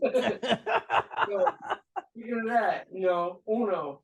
It popped up on social media. Should they put Uno in the casinos? Do y'all agree with it or no? Hell no. I think they should. Tell me how you win. You got to beat the table. It's like blackjack, but everybody's winning by being the first one out. Bro, how long do a hand of Uno take? Depending on how many players. It could be quick. Or depending on how good you are. Bro, Uno can be quick. It's not that. It'll be like a game of poker. Like poker ain't fast. No, it ain't. Because the way you play poker in the casino, the cards ain't a regular deck of cards. Right, so Uno. Yeah, they have a special Uno deck in the fucking. No, because you gotta pick up. Yeah. If I don't, all right. So boom. If I don't have a red, I automatically lose because I don't got nothing to throw down. How would that work? You gotta play the game of Uno, but you just playing against the table and you playing against the house. What's the difference between poker? The poker. When have you ever played poker in a casino, Sabrina? I've watched it, and when we go to Atlantic City, and again, it's not the same because when you playing Uno, you gotta pick from a deck. When you playing poker, you get your hand drawn, and then it only hitting you with something if you wanna switch something out inside of poker. So it's not like I get that, but I'm saying the game of poker is different than Uno. Right, but the game of poker. When we go to Atlantic City, they be sitting there for like an hour or two. Yeah, but the hands is quick. That's the point. But Uno is one of those games. It could be quick depending on what's drawn. Right, that's all I'm saying. What's played. Exactly, depending on. So a game, perfect example. If it's 6 of us in the house playing Uno, a game of Uno can go 15 seconds, or that shit can go 25 minutes. But it could. How many people could sit in poker? How many people could sit in poker? Is there a number? I think you could have like 4 to 5 people at the table, but you're playing a quick hand, just like blackjack. How fast can you lose your money in blackjack? It's like that. Uno's not like that. So you saying that? For the sake of the casino, it doesn't make sense for them to pick up Uno because it could take too long. It don't make sense on either side. Why would I sit there for 45 minutes, bro? To win $5, you gonna sit there for 45 minutes for $5? Bro, I'm playing Uno for free. It depends what table you sit at. Just like what it's a table you sit at. No, it don't. All right, boom. So you gonna sit down to play a $500 game of Uno? The I'll be cooking.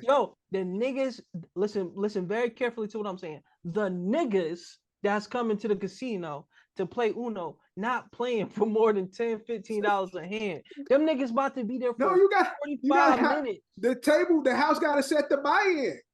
Right. Bro. All right. $20 at least. All racism aside, when you go to a casino, who's sitting at them high stake tables? Asians and old white men. Not in Atlantic for City, 45 minutes to play Uno? Well, we already know it's gonna be niggas at the Uno table. It's gonna be niggas at the Uno table, and them niggas ain't gonna be trying to play 45 minutes to win $5. Nah, because niggas gonna feel like this a game I know. Therefore, this a game I could win. All right, you know where I could do that?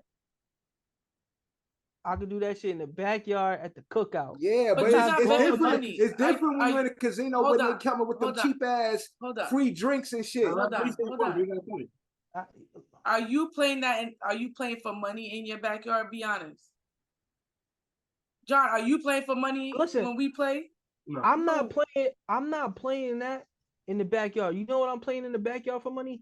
Spades, dominoes. You know why? Because it's nobody's gonna sit there and play a 45 minute game with $5. Hold on, because you want to point out niggas is gonna do it, man. Yeah, you pointing out that I just feel like Uno is a game that's familiar and that people love, and niggas will take that chance to sit there at the table. You know what else? You know what else? He just proved my point. You did. I did prove your point because, like I'm saying, you're going to the casino to win money. You're not going to the casino to hang out. He asked who sits at the casino? Who sits at the casino? Right. Old white men. How long do they sit there for? Do they sit there for a quick 5 minutes? Nah, they be there all fucking day. You know what? You know why they be playing games. They be doing the penny machine. How many times we left, went to go eat dinner, came back, and those bitches were still sitting at the penny machine? How long does it take to make a bet at a penny machine? 1 second. I could press that shit. It doesn't matter. They'll sit there for hours. No, what he's saying is they're playing multiple games 1,000 times. Yeah, 1,000 times versus playing one game. Exactly. He talking about if you get a bad Uno game that can take forever, who's gonna and it be worth $20? I sat there for 40 minutes to win $20, or I played that same slot machine, and in 20 seconds I hit that bitch 200 times, and I had 200 chances of winning $160,000. Man, put Uno in the casino. I'm at that motherfucker. I'm on that table. And that I gotta just find out what the rules. That nigga gonna be there for 40 minutes and lose $5. And that's it. Y'all niggas, listen, you better off saying put fucking Connect 4 in the casino, and I play me versus the next nigga across the table. Because in Connect 4, I'll bust your ass in about 7 moves.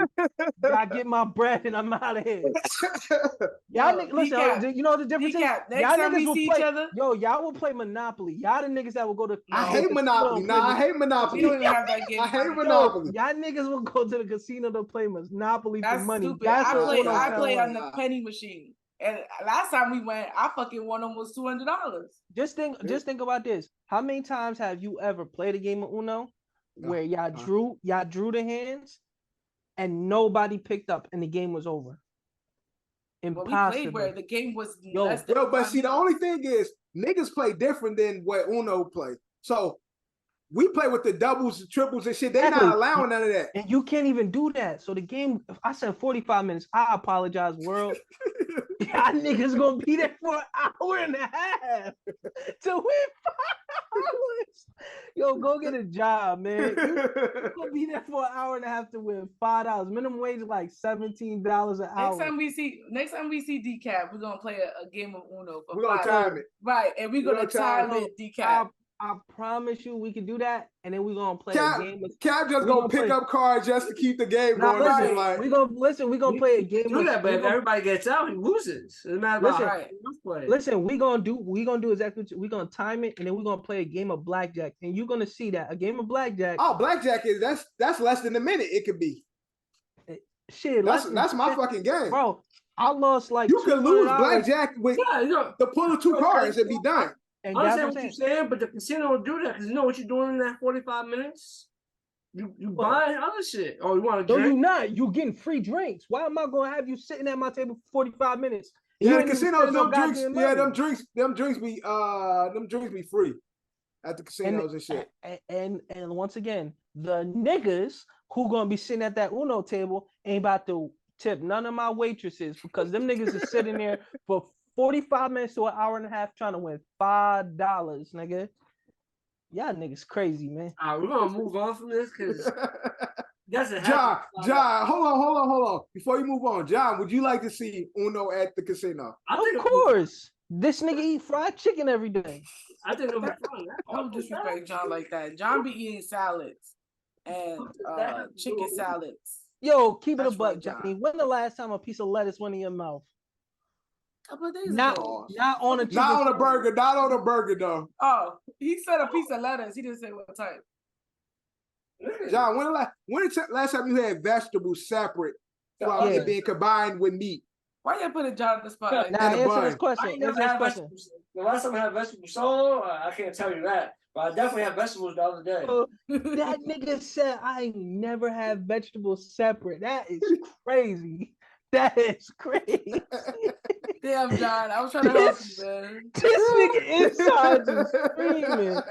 This nigga said never had vegetables separate. That's crazy. All right, we can move on. My bad, John. Speaking of food, Subway posted a controversial promo. You know how these places be having like the signs outside. They brought Jared back? No. So a Subway in Georgia put come get your food. Come get a sub. All subs don't implode. That's kind of funny. I loved it. It's a joke on the. But it's corny at the same time though. Like it's okay. Like that's mid. I thought it was something crazy. No, I'm saying, but it's just because they're making because of what just happened. And I've seen a lot of people talk about us on social media being insensitive. I was about to say, bro, you see how many memes we seen? Yeah. Man, fuck that. They don't put Titanic back on Netflix thinking that shit was a joke. Word. Trending. You know what's crazy? I forget, I was somewhere and Netflix popped up and somebody said, oh, Titanic is on Netflix. I was like, these niggas really put that shit on there because of that shit. Of course. Like, and y'all think Jada not about to talk about Tupac in his book? Yo, let's move on, please. Let's move on. So there's a new live action Barney movie coming out. Hard. Live action Barney movie. I'm gonna make Devin watch it. No, Daniel Coolidge, that's my guy. Yeah, Captain Man. Oh, Daniel Coolidge gonna be playing Barney? No, I don't think he's playing Barney, but he's playing is centered around an adult life that grew up watching Barney and its effect on his life or some shit like that. It's supposed to be like an adult movie. It's not gonna be rated R, but it's supposed to be like a movie for adults. Is it supposed to be like serious or funny? I think it's supposed to be like semi-serious, like serious, like us adults we laughing but we crying inside type shit. Hold on. Am I mixing my niggas up? Dan Coulier is Get Out. Get Out, right? Yeah. Okay, yo. I don't know if I want him playing Barney. That's what I was gonna say. No, he's not playing more. I don't think he's playing Barney. No, I'm saying I don't think I want him in that type of role. I want him more like I was seeing the growth in him. I wanted more serious roles. I think it's going honestly, him being an actor that he is, I think it's gonna be deep in some way. Like Fred Hamilton wasn't. No, he's saying like because of he's been doing those type of roles. Barney. I wanted him to get bigger. I wanted him to be fucking the next Black Top Gun. I wanted that from Right. him, not going backwards to Barney. Right. That's But you what. never know. This movie could be something. Yeah, and that's what I'm saying. I don't think it's gonna be like. I think it's gonna be hints of humor where it's like, but it's like adult humor, but it's gonna have a serious undertone. When y'all said Barney, instantly my mind went to the Pikachu detective movie where No, it was it's like, not. Yeah, I get what you're saying. No, they're not doing. I don't think they're doing it like that. I'm not sure. I thought funny with some drama in it, but Yeah. I hope not. I don't know. We'll see. Is there a trailer? No, not yet. No, It's all like in the beginning stages. speaking of trailers, did y'all see the One Love trailer? Yo, the Bob Marley? Yeah. It's a documentary, like a No, it's biopic. Biopic. Biopic. Yeah, biopic. Who With playing Buddy, him?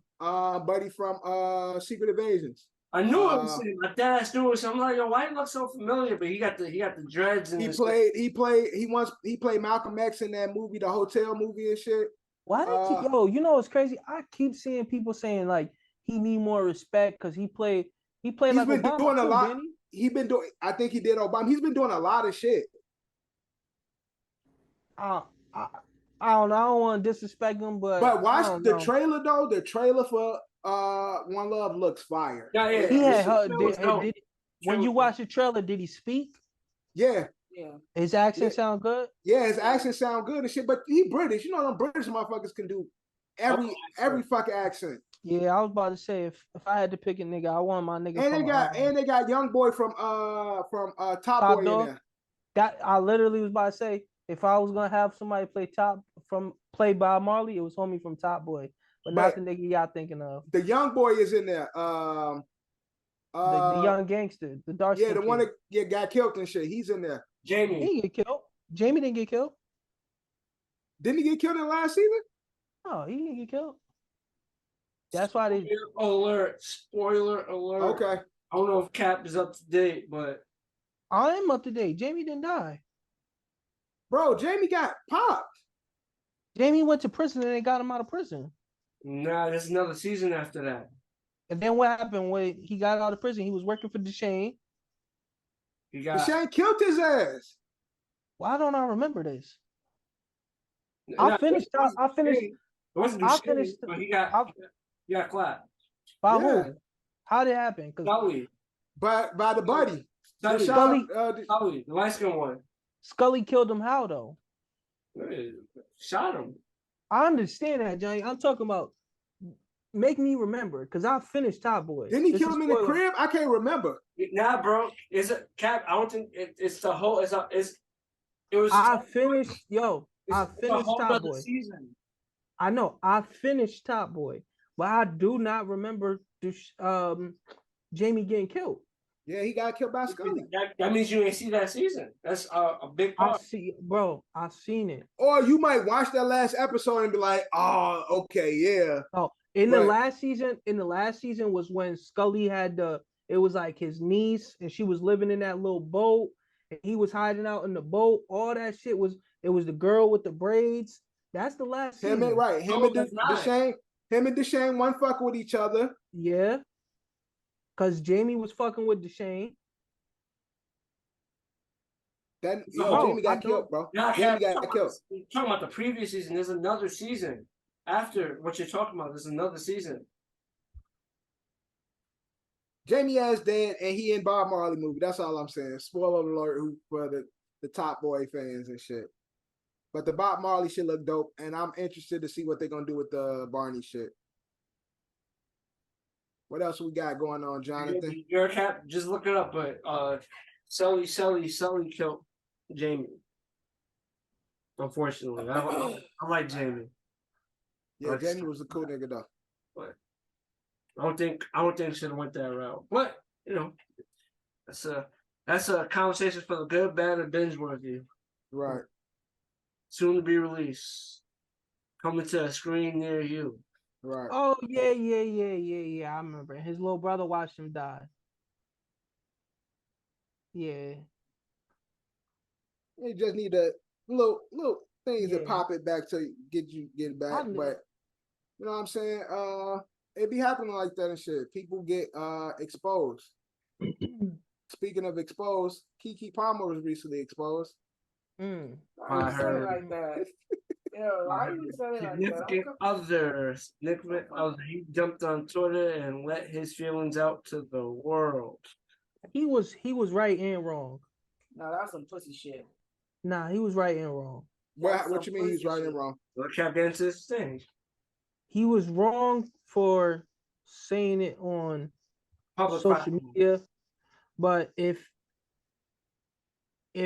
that's his wife and the mother of his kids, he should be able to be like, baby, I don't want you going to especially a Usher concert where we've been seeing all these clips of the Usher concerts. I don't want you going there with your ass cheeks out. And the whole thing have been about Keke. I know the thing that really got to him is how they've been talking about Keke after this baby, like sexualizing her so much. And then this comes out, that nigga like, man, my wife just had a baby. All these niggas looking at my wife. It probably was getting to him, but he should have just said something to her personally, like I wasn't really feeling that. Yeah, and I agree, because not only is the media sexualizing, but Keke has overly sexualized herself as well. I think with the baby, it is giving her, she's feeling more of herself, which is she's great, feeling good. Yeah, she's feeling good, which is great. But ultimately, and she looking good, and she looks good as well. As whether they married or not, that's her significant other, they partners. So therefore, he should keep that shit off social media. But he definitely has the space to say, baby, I don't want you wearing this. I don't like you wearing it, type shit like that. Question, because you my husband, right? Would you ever post me on your Instagram popping my ass? Nope, never would. And he no, did but that. hold on, decap. Hold on. I let y'all talk. Yep, he posted her before she had the baby. Right. I seen recent videos right. of her popping, like twerking in the I saw the video that everybody was talking about. Why does he get to post it and then say something about her? Can I ask you? Can I ask you something? Go ahead.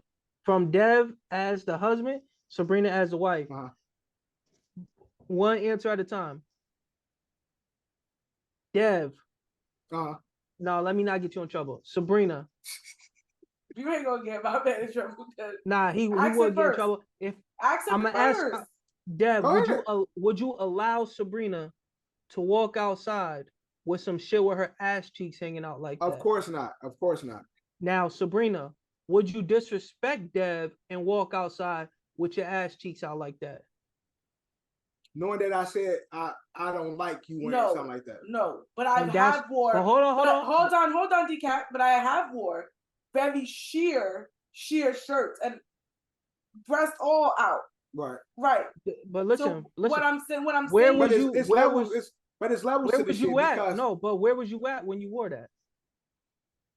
Because because that's what my point was about to say. You're missing the point. No, hold on. Because Sabrina, if me, you, and Dev were going out to a club and you had that outfit on that she had on, I would say something to Dev like, I'm not even about to be around y'all when your girl got her ass cheeks out like that. What's the difference of him posting her ass cheeks out twerking? What's the difference? When she was twerking in that video, who was she twerking for? But he posted it on his Instagram. I understand. So is he not sexualizing his own woman? He is sexualizing him. So what gives him the right? Listen, I'm not saying him the right to choose when he wants to sexualize her and when he doesn't. I'm not saying what he did was right when he posted her sexualizing. When he posted her twerking in front of him, I'm saying that was for him. It wasn't for him. I could twerk for Devin right now. No, and he won't post that shit on Sabrina, Instagram. You're not listening to what I'm saying. The twerking, the excitement was for him. She was doing that for him. When she went out with her ass cheeks out to the Usher concert, that wasn't for him. So it's different. He feeling some type of way. Like you could do that when you doing it with me. We coming out together. You about to go out into the world. Do you not get what I'm saying? It wasn't for him. It wasn't for him. No, because if he posted it on Instagram. What she's saying is, what Cap is saying is, I'm posting it. I'm watching you shake your ass for me. I'm recording you Pleasure shake in your me. ass for me, and then I decided to record it. But if you go out with your titties out and you're not with me, then you're not doing it for me. You're doing it for the world. What I'm saying is I believe you're right because he posted it on social media. Right. I would That's never where post he's wrong.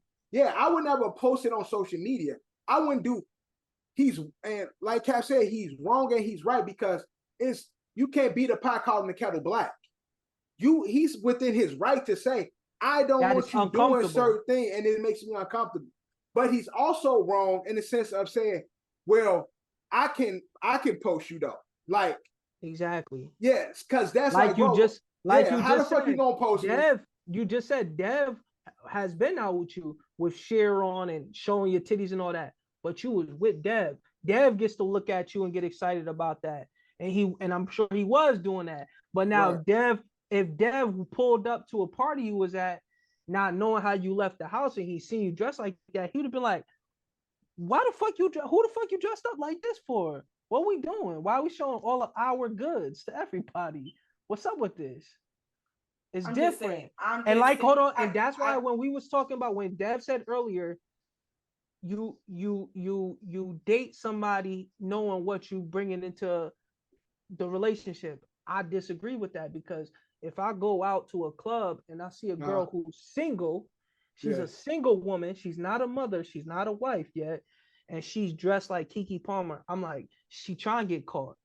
She trying to look good. She don't got a significant other. What I'm saying in that sense is when you start to date somebody, you might, again, sexually, we're attracted to the skin first off. So yes, we're attracted to the skin, but that's sexual. I'm saying when you start to date someone, when you become exclusive with somebody, you go into that, when you decide to be exclusive, whoever that person was at the time you decided is who they were. And at that point, you can't, I feel like it's hard for a nigga to be like, I met a girl, she was in the club, she's looking to find something, she's trying to get something, right?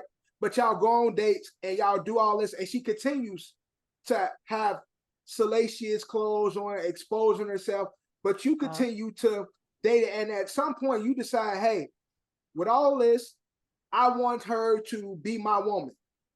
So when you say you want her to be your woman, you're accepting the salacious type of attire she wears. So at that point, once you say she my girl, you can be like, I bet. So now that you my girl, cut the shit out. No, it ain't cut the shit out, but it's difference. Like the girl that I met in the club that was 23, that's having a good time, she's going to change. So at some point, if I see that she's not changing, and I say, hey, look, that shit was fun 2 years ago, but now you still stuck there. But are we talking about the clothes, or are we talking about the person? Because we're talking about the person with Jonah Hill, because Jonah Hill was saying, I don't want you being around all these surfer dudes and stuff like that. But who are you to put? It ain't a time. It's not. No, hold on. It's not a time limit. It's a feeling. No, it's a feeling. Who are you to say, yo, 2 years ago, that shit, we were doing that shit 2 years ago, ain't you over that shit? Who are you to put a timeline on anybody's listen, when you first met Dev had 15 guy friends, 14 girlfriends. That shit is down to maybe 3 niggas and maybe 2 women that he speak to regularly. Let's cut the shit. Cut the shit. When I met Devin, he had maybe 1 or 2 friends in Berkeley, maybe 3, and that's not true. Devin, please tell him the truth. But you met me when I was still meeting everyone. Right. Exactly. So what Cap is saying is, by the time he socialized. Once I socialized with people, I had a lot of friends. I knew a lot of motherfuckers. You met when you came when I first started socializing. Now at this point, most of the motherfuckers we don't talk to. It's a few motherfuckers, the Dons, the select handful, and 1 or 2 girls, and it's me, you, and our son. Like, that's who. And that couldn't have. It's no time on that. It's just how the situation grew out. Like if but that has nothing to do with his personality.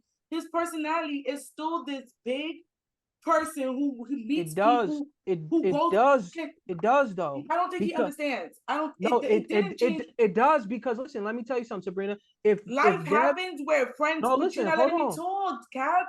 Life happens because you taking half my point. If Dev is in a room with 100 people, Dev is the type of person, he's gonna socialize with 90 of those 100 people. He's that type of person. But at this point of y'all relationship, you would look at it weird if Dev was trying to be talking to everybody, because that's not his life no more. You would be like, why are you looking for all these friends? Devin, be honest. Well, see, but that's different things, because in social settings, I'm a social nigga. Right. But I ain't making friends though. It's like, all right, peace, and we done. But that's what I'm saying. Where Jonah Hill, in my opinion, he met this girl, she was super social. Now they getting further into their relationship, things is changing. Right. And he's still like, why are you still always wanting to be like that social in the in crowd? Yeah, like I want to meet you, I want to be your friend, I want to hang out with you all the time. But you're still putting a time limit on when she gets to be social. I never said a time. You just said he's at a point in his life where he's like, well, I don't, but then you don't, you knew that person was always going to be social. A person who's always social, is always going to be social. I don't care what situation they are in their life. If Devin and I didn't have kids, or we didn't have full-time jobs, and we wasn't doing this and doing that, I'm pretty sure 100% my husband would still be social, because that's just who he is. No, listen, you're mixing the personality with the trait, like with the behavior that he's having. They come in hand in hand. No, it's it doesn't. It's a character trait and it's a personality. No, you can't have I'm talking about having a character trait and, he said, and having behavior that you're doing. So if I'm not gonna be out on the streets. I'm a social nigga, but me being me, I'm not the type of nigga that's gonna be out trying to be hanging social. And when I'm in social situations, I will always be a social nigga. The career you want to do, rapping, you gotta be social. Yeah, but that's business. Two separate things, though. Okay.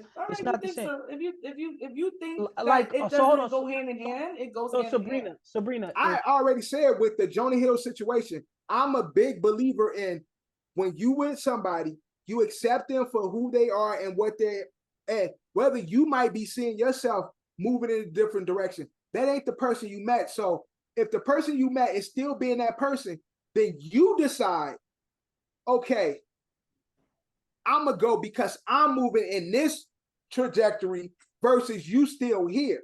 But you can't, I feel like you can't hold nobody to push somebody to move into your trajectory. But this is what I'm saying is, to me, this is me looking, I don't know Jonah Hill or the girl at all. To me, he met a flirtatious, fun girl. That is the girl that is around all the guys all the time. They got in a relationship. They started to get serious. He started to think like, damn, this is my main girl now. We can still have fun, be out, be social. But not every time we meet a new group of guys, you take their numbers, you calling them, you texting them, you trying to go surf with them, you trying to go hang out with them.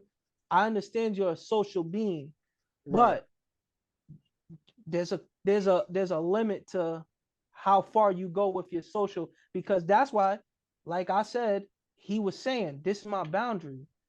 I don't want you with that surf club as much as you. If that's your thing, you want to be a surfer, you want to be in a surf club, I think me and you should be done now. That's how I read the text message. I'm just saying, and I'm not mad at him. I'm not mad at him saying that. I just feel like if she don't go there, like don't try to push her to it. No, he gotta go. Because now you gotta accept her for who she is. Either you gonna rock with it because she don't want to change. Or you move on. Yeah, you set your boundaries. But y'all want to put that's for both parties. Both parties set their boundaries, and if they feel like certain boundaries ain't met, you go separate ways. But y'all want to put boundaries after having kids, after having a relationship for I can't say that's different. I don't think they got kids together. I'm just saying the Keke Palmer thing. Right, you want to put boundaries after you have fucking kids with somebody. Then you want to put boundaries. But hold on. If this was Tiana Taylor, I would say Iman Shumpert is dead wrong because that's Tiana's thing. That's Tiana. That's not Keke Palmer. He did not go into a relationship with the girl that he thought was gonna have her ass cheeks out at an Usher concert. He did, because if she was twerking and she let you post that shit on Instagram, I would never Tiana Taylor and Keke Palmer in the same sexual spectrum. Do I look at Tiana Taylor like sexuality, how they represent themselves sexually? No, I don't. Keke Palmer has never been like the sexual being. Tiana Taylor is that. It's kind of like the weirdness that people know, like with Janelle Monáe right now. You see how she's changed? She definitely switched it up. So for a lot of people, it's different to see Janelle in the light that she's in now, because she was always tuxedo, very conservative, but now she's hypersexual. So a lot of people look at it like, damn, I don't know her relationship situation, but I'm saying, like, on the outside looking in, people look at it like, oh, she's different now because and that's but that's still even an extreme to an extreme. I don't even think it's really an extreme. Again, it was an outfit. Y'all act like she was fucking a nigga on TV. No, nobody. Here's my whole thing. You want to make boundaries. Now you want to set boundaries because now you got a kid with her. Now she's a mother. Now she's this. Now she's that to you. The boundaries should have been set from the beginning. When I first met Devin, y'all want to talk about when I met Devin, there was boundaries that were set. I didn't give a fuck. There was boundaries that were set from the beginning. You don't respect these boundaries, then we can't be together. But again, what we're talking about is what's displayed in the world now, whereas Keke Palmer, this wasn't previous. Whether he had that video or not, that video is only coming up now because of the situation. I never even knew about the video prior to the situation. And her reputation has never been something that's hypersexual. Now her reputation has been dinged as because now she's been in the news. She everybody saying, you see Keke got titties now. She got ass. The baby gave her a body. Because of his insecurity. No, because what I'm saying is because of how she was portrayed and how she portrayed herself versus how she portrayed herself or how she's dressing now. You could be proud of your body, but how she's dressing now is different than the image that she previously put out. So therefore, if this is your partner and you see the difference, you can say, hold on, baby, like I get it, you happy about your body, but you doing quick thing. Prior to this situation, what other situation was where Keke Palmer showing her body like this in a situation where her boyfriend wasn't in the picture, like he wasn't there, like she was at another person's show and doing the same thing that she's doing at the Usher show, post everything else. You know what I'm trying to say? She wasn't. No, I don't get what you're saying. He was there. You know what I'm saying? Can you name another situation where like she like? He's saying there isn't no situation, is what Johnny's saying. She went to the Usher show showing her body.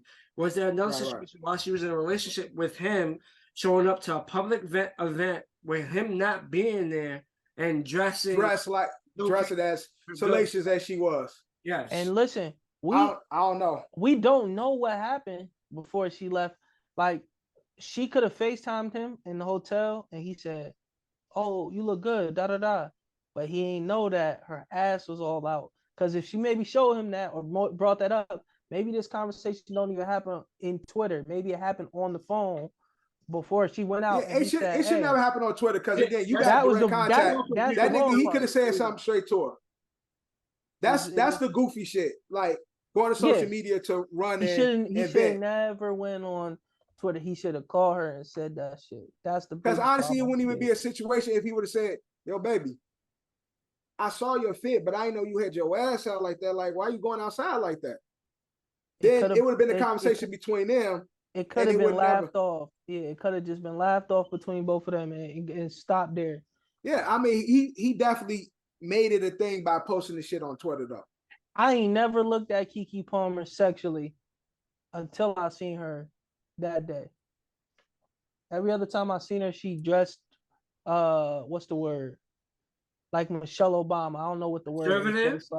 Conservative. That baby has been out. Yeah, I mean, everybody's noticing Keke now. Everybody's noticed since she had the baby. Why choose the Usher concert? She just had her titties and ass out previous to this. When she ever asked? I can show you pictures of Keke Palmer. Please now with her titties out. Let us see it. Maybe she ran butt like they got a little bigger, but I ain't never see her with no. I'm talking about since she's had the baby decap, she's been showing her ass and tits. He waited for the Usher concert because Usher wanted to sing "There Goes My Baby." So hold on. So you think so she waited for the outfit? Usher? No, she said he's waited. Right. Hold on. That's what your whole point is. You think he's insecure about Usher? 100%. That nigga ain't got no job. That nigga ain't got no career. You really think the Usher aspect does play a role in it? I do think. You think so? Oh yeah. Have you ever been to an Usher concert? No, I think the Usher part plays a part because I think to him, you purposely dress like this to go to the Usher concert. That's why I'm asking y'all. Have y'all ever been to an Usher concert? Have you ever been to an Usher show? No. That is how all the women are dressing. You think he was gonna choose Keke Palmer out of all the women that was in? You think he chose Sweetie?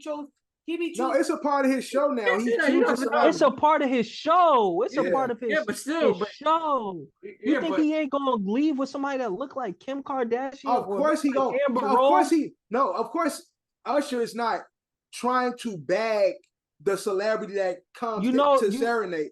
Listen, if I'm with my wife, I want Usher to sing to her because that's gonna make her night. But I know she's leaving with me. This not the girl that Usher choosing. Yeah, but I understand that. But then that goes to what Bree's saying. Him being insecure. He doesn't feel that way. He's not there. She went to the Usher show without. And that's what I'm saying. He's feeling insecure of you dress like this because you were going to the Usher show. You put your ass out so Usher can see your ass. Definitely plays a role in it. But listen, that's where I'm totally off with y'all because that's how they go to that type of venue. No, but that's what I'm saying. But see, that's the same thing as you talking about again. And that goes. Hold on. So listen. No, I'm about to give you one example. So if Sabrina, real quick. If Sabrina was to go ahead, nigga, go ahead. If Keke Palmer went to a Dave East concert like that, nigga, I'm pissed the fuck off. Stupid. That's the difference. That's the difference. It's a whole nother thing. Whenever my wife steps outside, I know she looks good. But it's levels to this shit. One of her favorite artists is Tank. She can go dressed up to a Tank concert. If she goes dressed up to a Tank concert where it's a lot more provocative, I'm like, what the fuck? You trying to be seen? You trying to be chose? Y'all niggas tripping. Ain't no tripping. It's like if you don't dress like this normally, but you go if we go out, it's the same thing. If we go out, you look good and shit, you look sexy, but then you go out with your girls and you hike it up a little bit, you showing up, bitch, what are you doing? Bro, listen, that's the same thing to me. That's the one time where I'm like, we going to see Chris Brown. If we going to see Chris Brown, it's we. But if it's all right, but hold on. Right. Okay, perfect example. If you and your girls go to see Chris Brown, you supposed to get dressed up. You supposed to. Now, I'm not saying you don't get dressed up. No, listen. You supposed to try to be looking like that because that's how every other woman is going to be going to that same show. Not now, a woman in a relationship. Now, if Chris Brown pull you on stage, and I see you trying to walk to the back with the nigga. That's a totally different. DCAP, so it's not disrespect.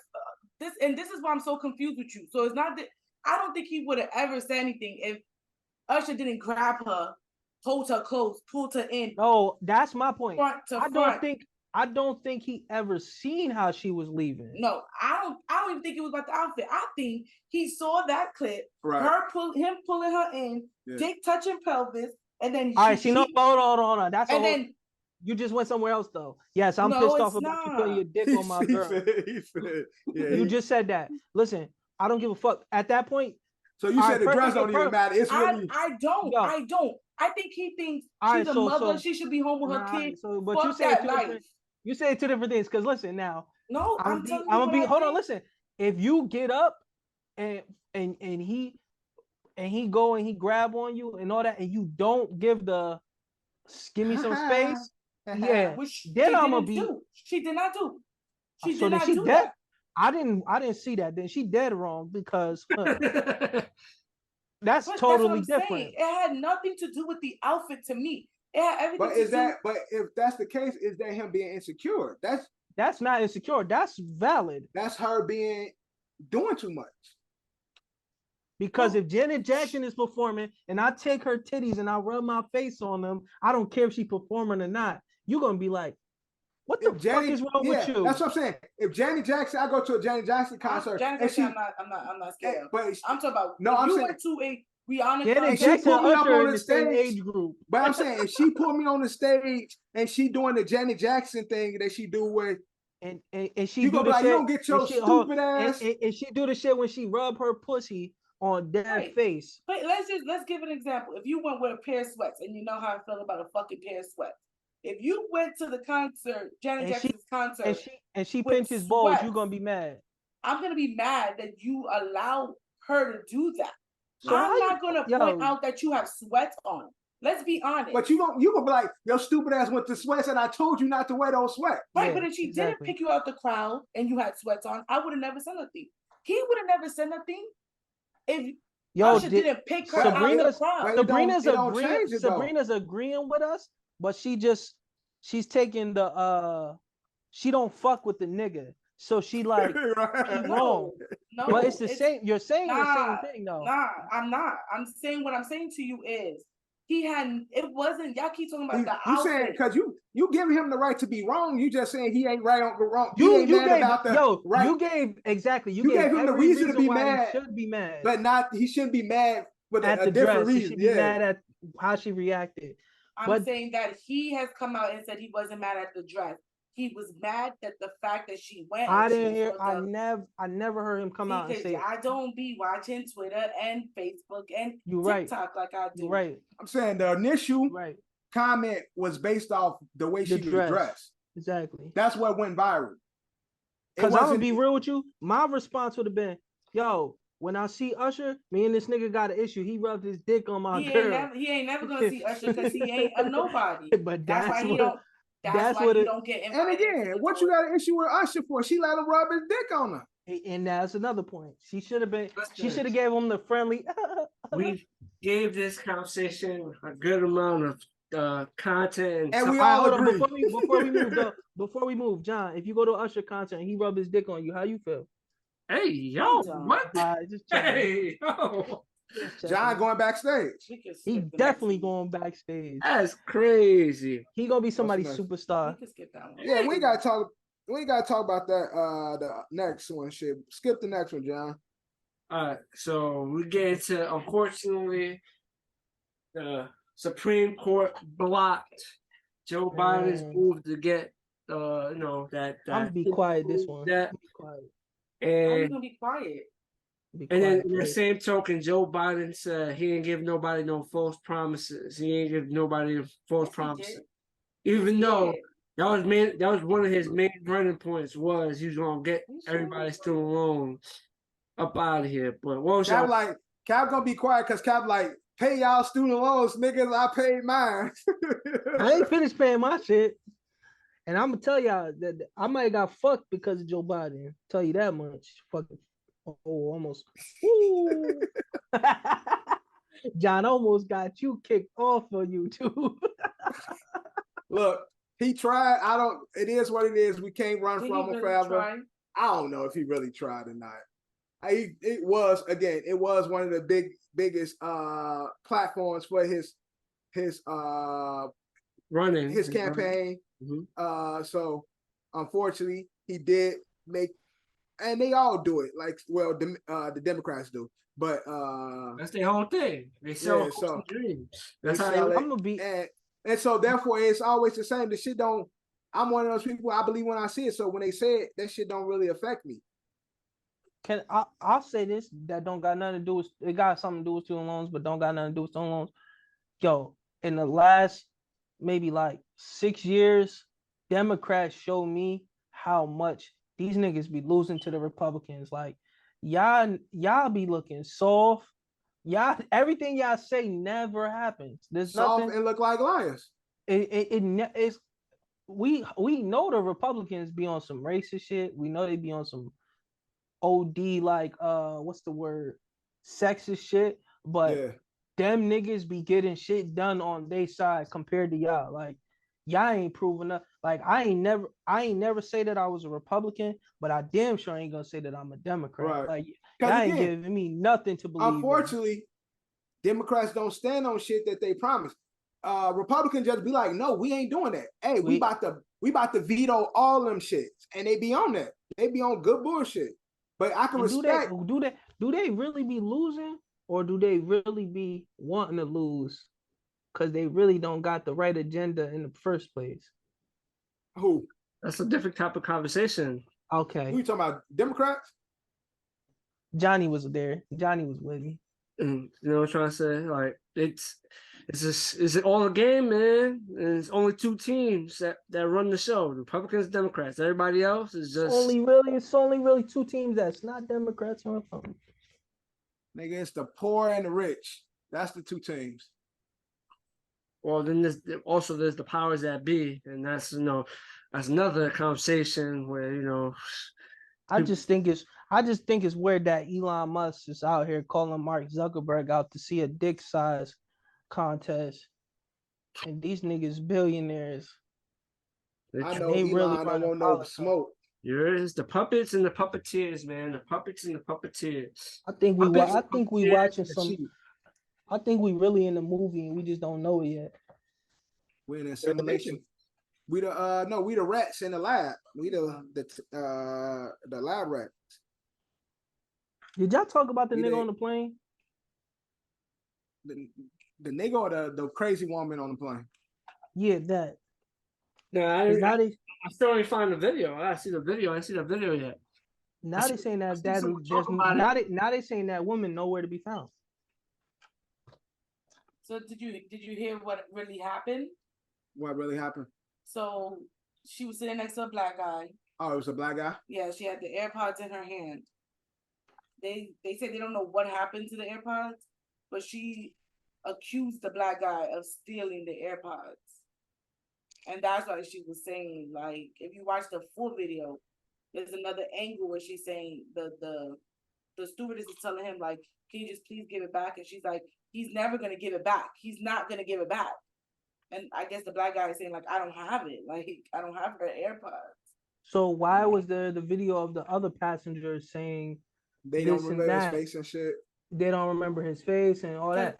There was another passenger who came out and was like, it was a black guy and all this other stuff. I seen one where it was a white guy. He was saying the dude stared him right in his face and then say winked nothing, at him and didn't say nothing. He just stared at him. Yeah, I heard like they were saying, like, I don't remember them saying what color he was. It was just like the nigga wasn't saying nothing. And it was another video, white dude, like he was on the flight, but he don't really remember how the nigga That's looked. what I'm talking about. And why would she be saying, I don't care if you guys believe me or not, he's not real. Why would that have to do anything about him stealing a headphone? Men in Black, man. They got up in there, man. I don't know. I'm gonna send the video. She kept saying he's not real. He's not real. There's something. I don't know if y'all believe me or not, but something wrong here. Something. Men in Black, man. Videos of the other angle where it shows the black guy and that was her seat. That nigga eyes did some flipping and shit. Like I said when all this shit first came out, it's thousands, probably millions of cameras in that airport. Can't nobody show us no video of who boarded the plane and who she talking about so that we know that it's not alien?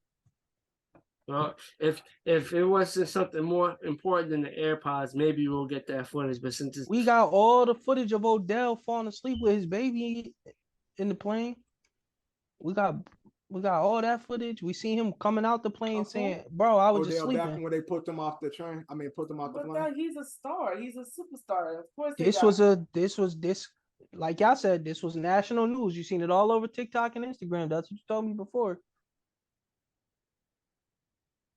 So why they can't prove this wrong? I mean, I just ain't seen no video of the guy yet. Nobody has. I'm gonna send you the video. Look, big part. If that nigga look like me with a hoodie on, I'll be like, all right, whatever. And it is what it is. Let's get into our closing segment, and that's the ASO Fab 4. And it's usually influenced by a topic that we had during the show.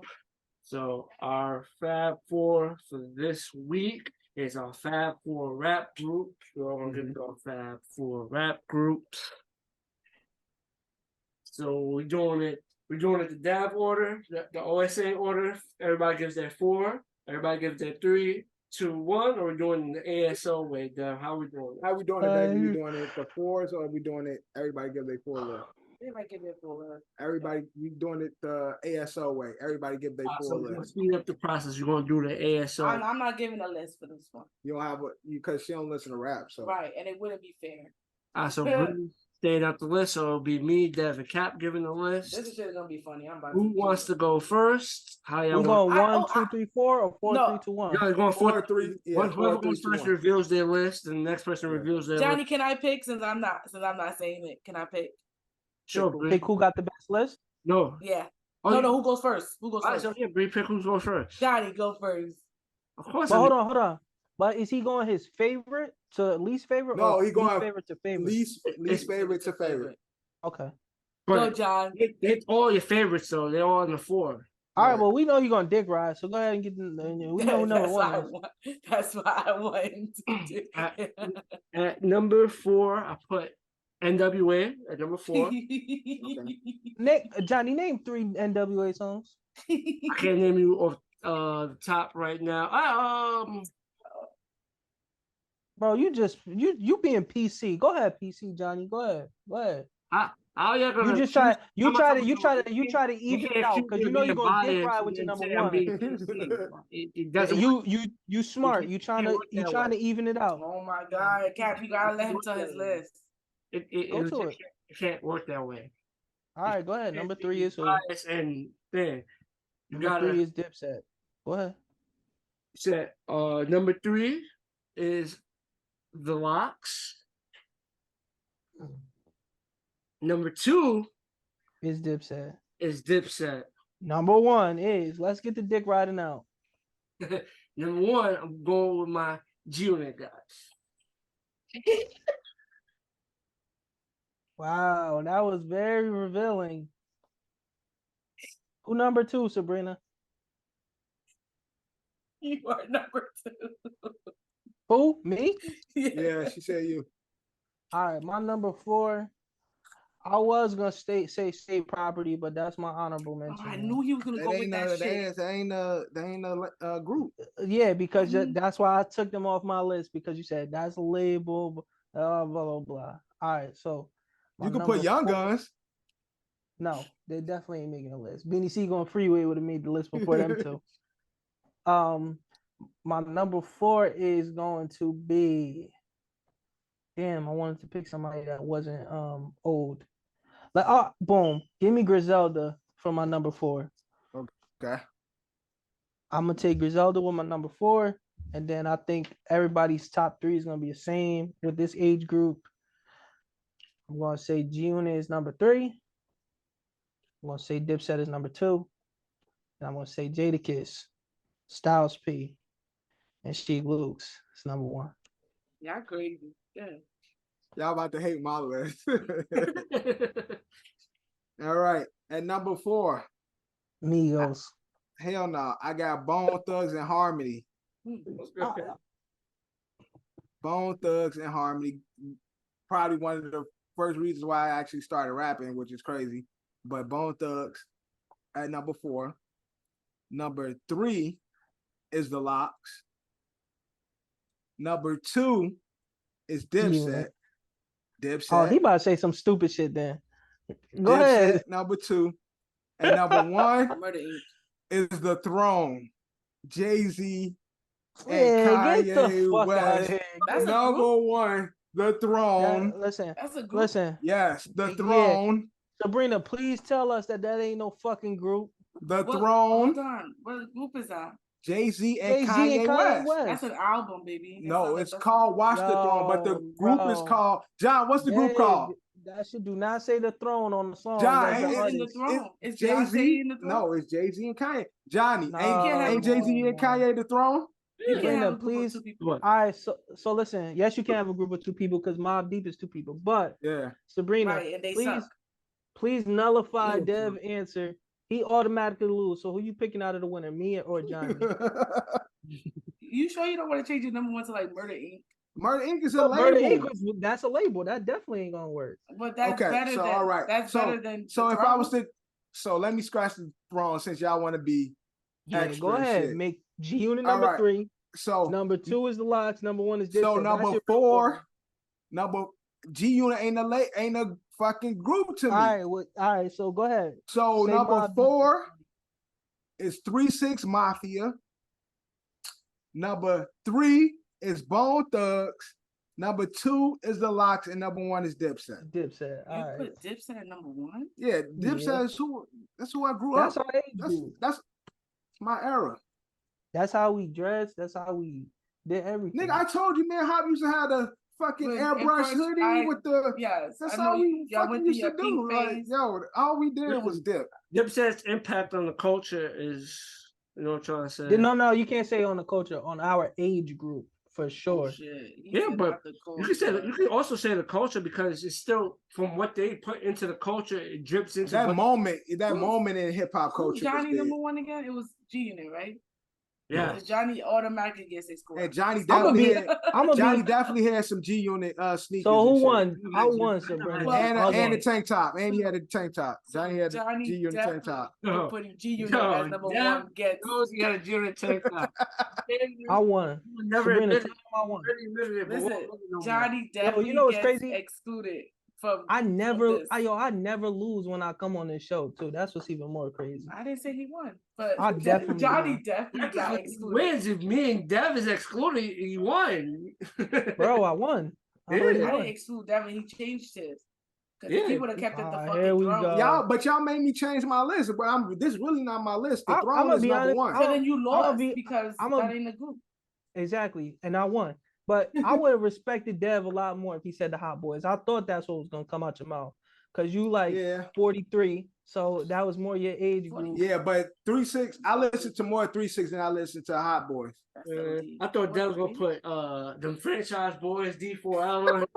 And that's you talking Atlanta. You know what's funny? You having my case with the Atlanta, John. John, I really thought you was gonna put DFL. D4L. Yeah. John don't listen to shit. Johnny don't listen to shit. John will put like motherfucking Smith and Wesson, or some shit like that, or Capone and Noriega. No, he would have. No, he would have. This is what he would have put. He would have put. Sabrina just took the words out of my mouth. What was the name of that group?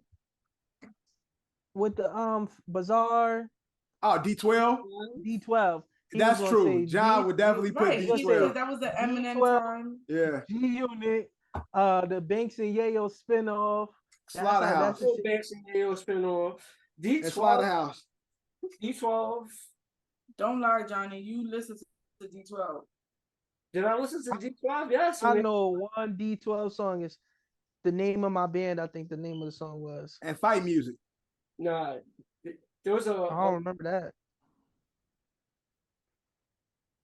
That was like the one. It was like a series. They had a music video for that one, right?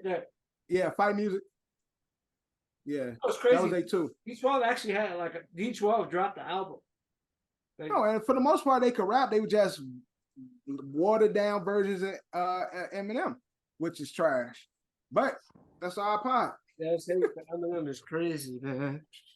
Yo, before we get off, Keke Palmer, you're a beautiful black queen. Here you go. Listen, I'll kiss both them cheeks. And if Usher ever rub his dick on you and I'm not there, I'll find Usher, I'll beat that nigga ass. What? With that being said, there's a rap on this. And fuck Eric Adams and fuck Joe Biden. I thought I was gonna get that shit written off, and the nigga still in my pockets. And You know, they ain't busy. No, they ain't doing that loans, man. They busy doing that cocaine in the White House. But that's a brand Biden so of a candy. Opinion Podcast. Your boy John, co-host Dev, Breeze in the back, and the sixth man, special guest Don Decap, and we are out.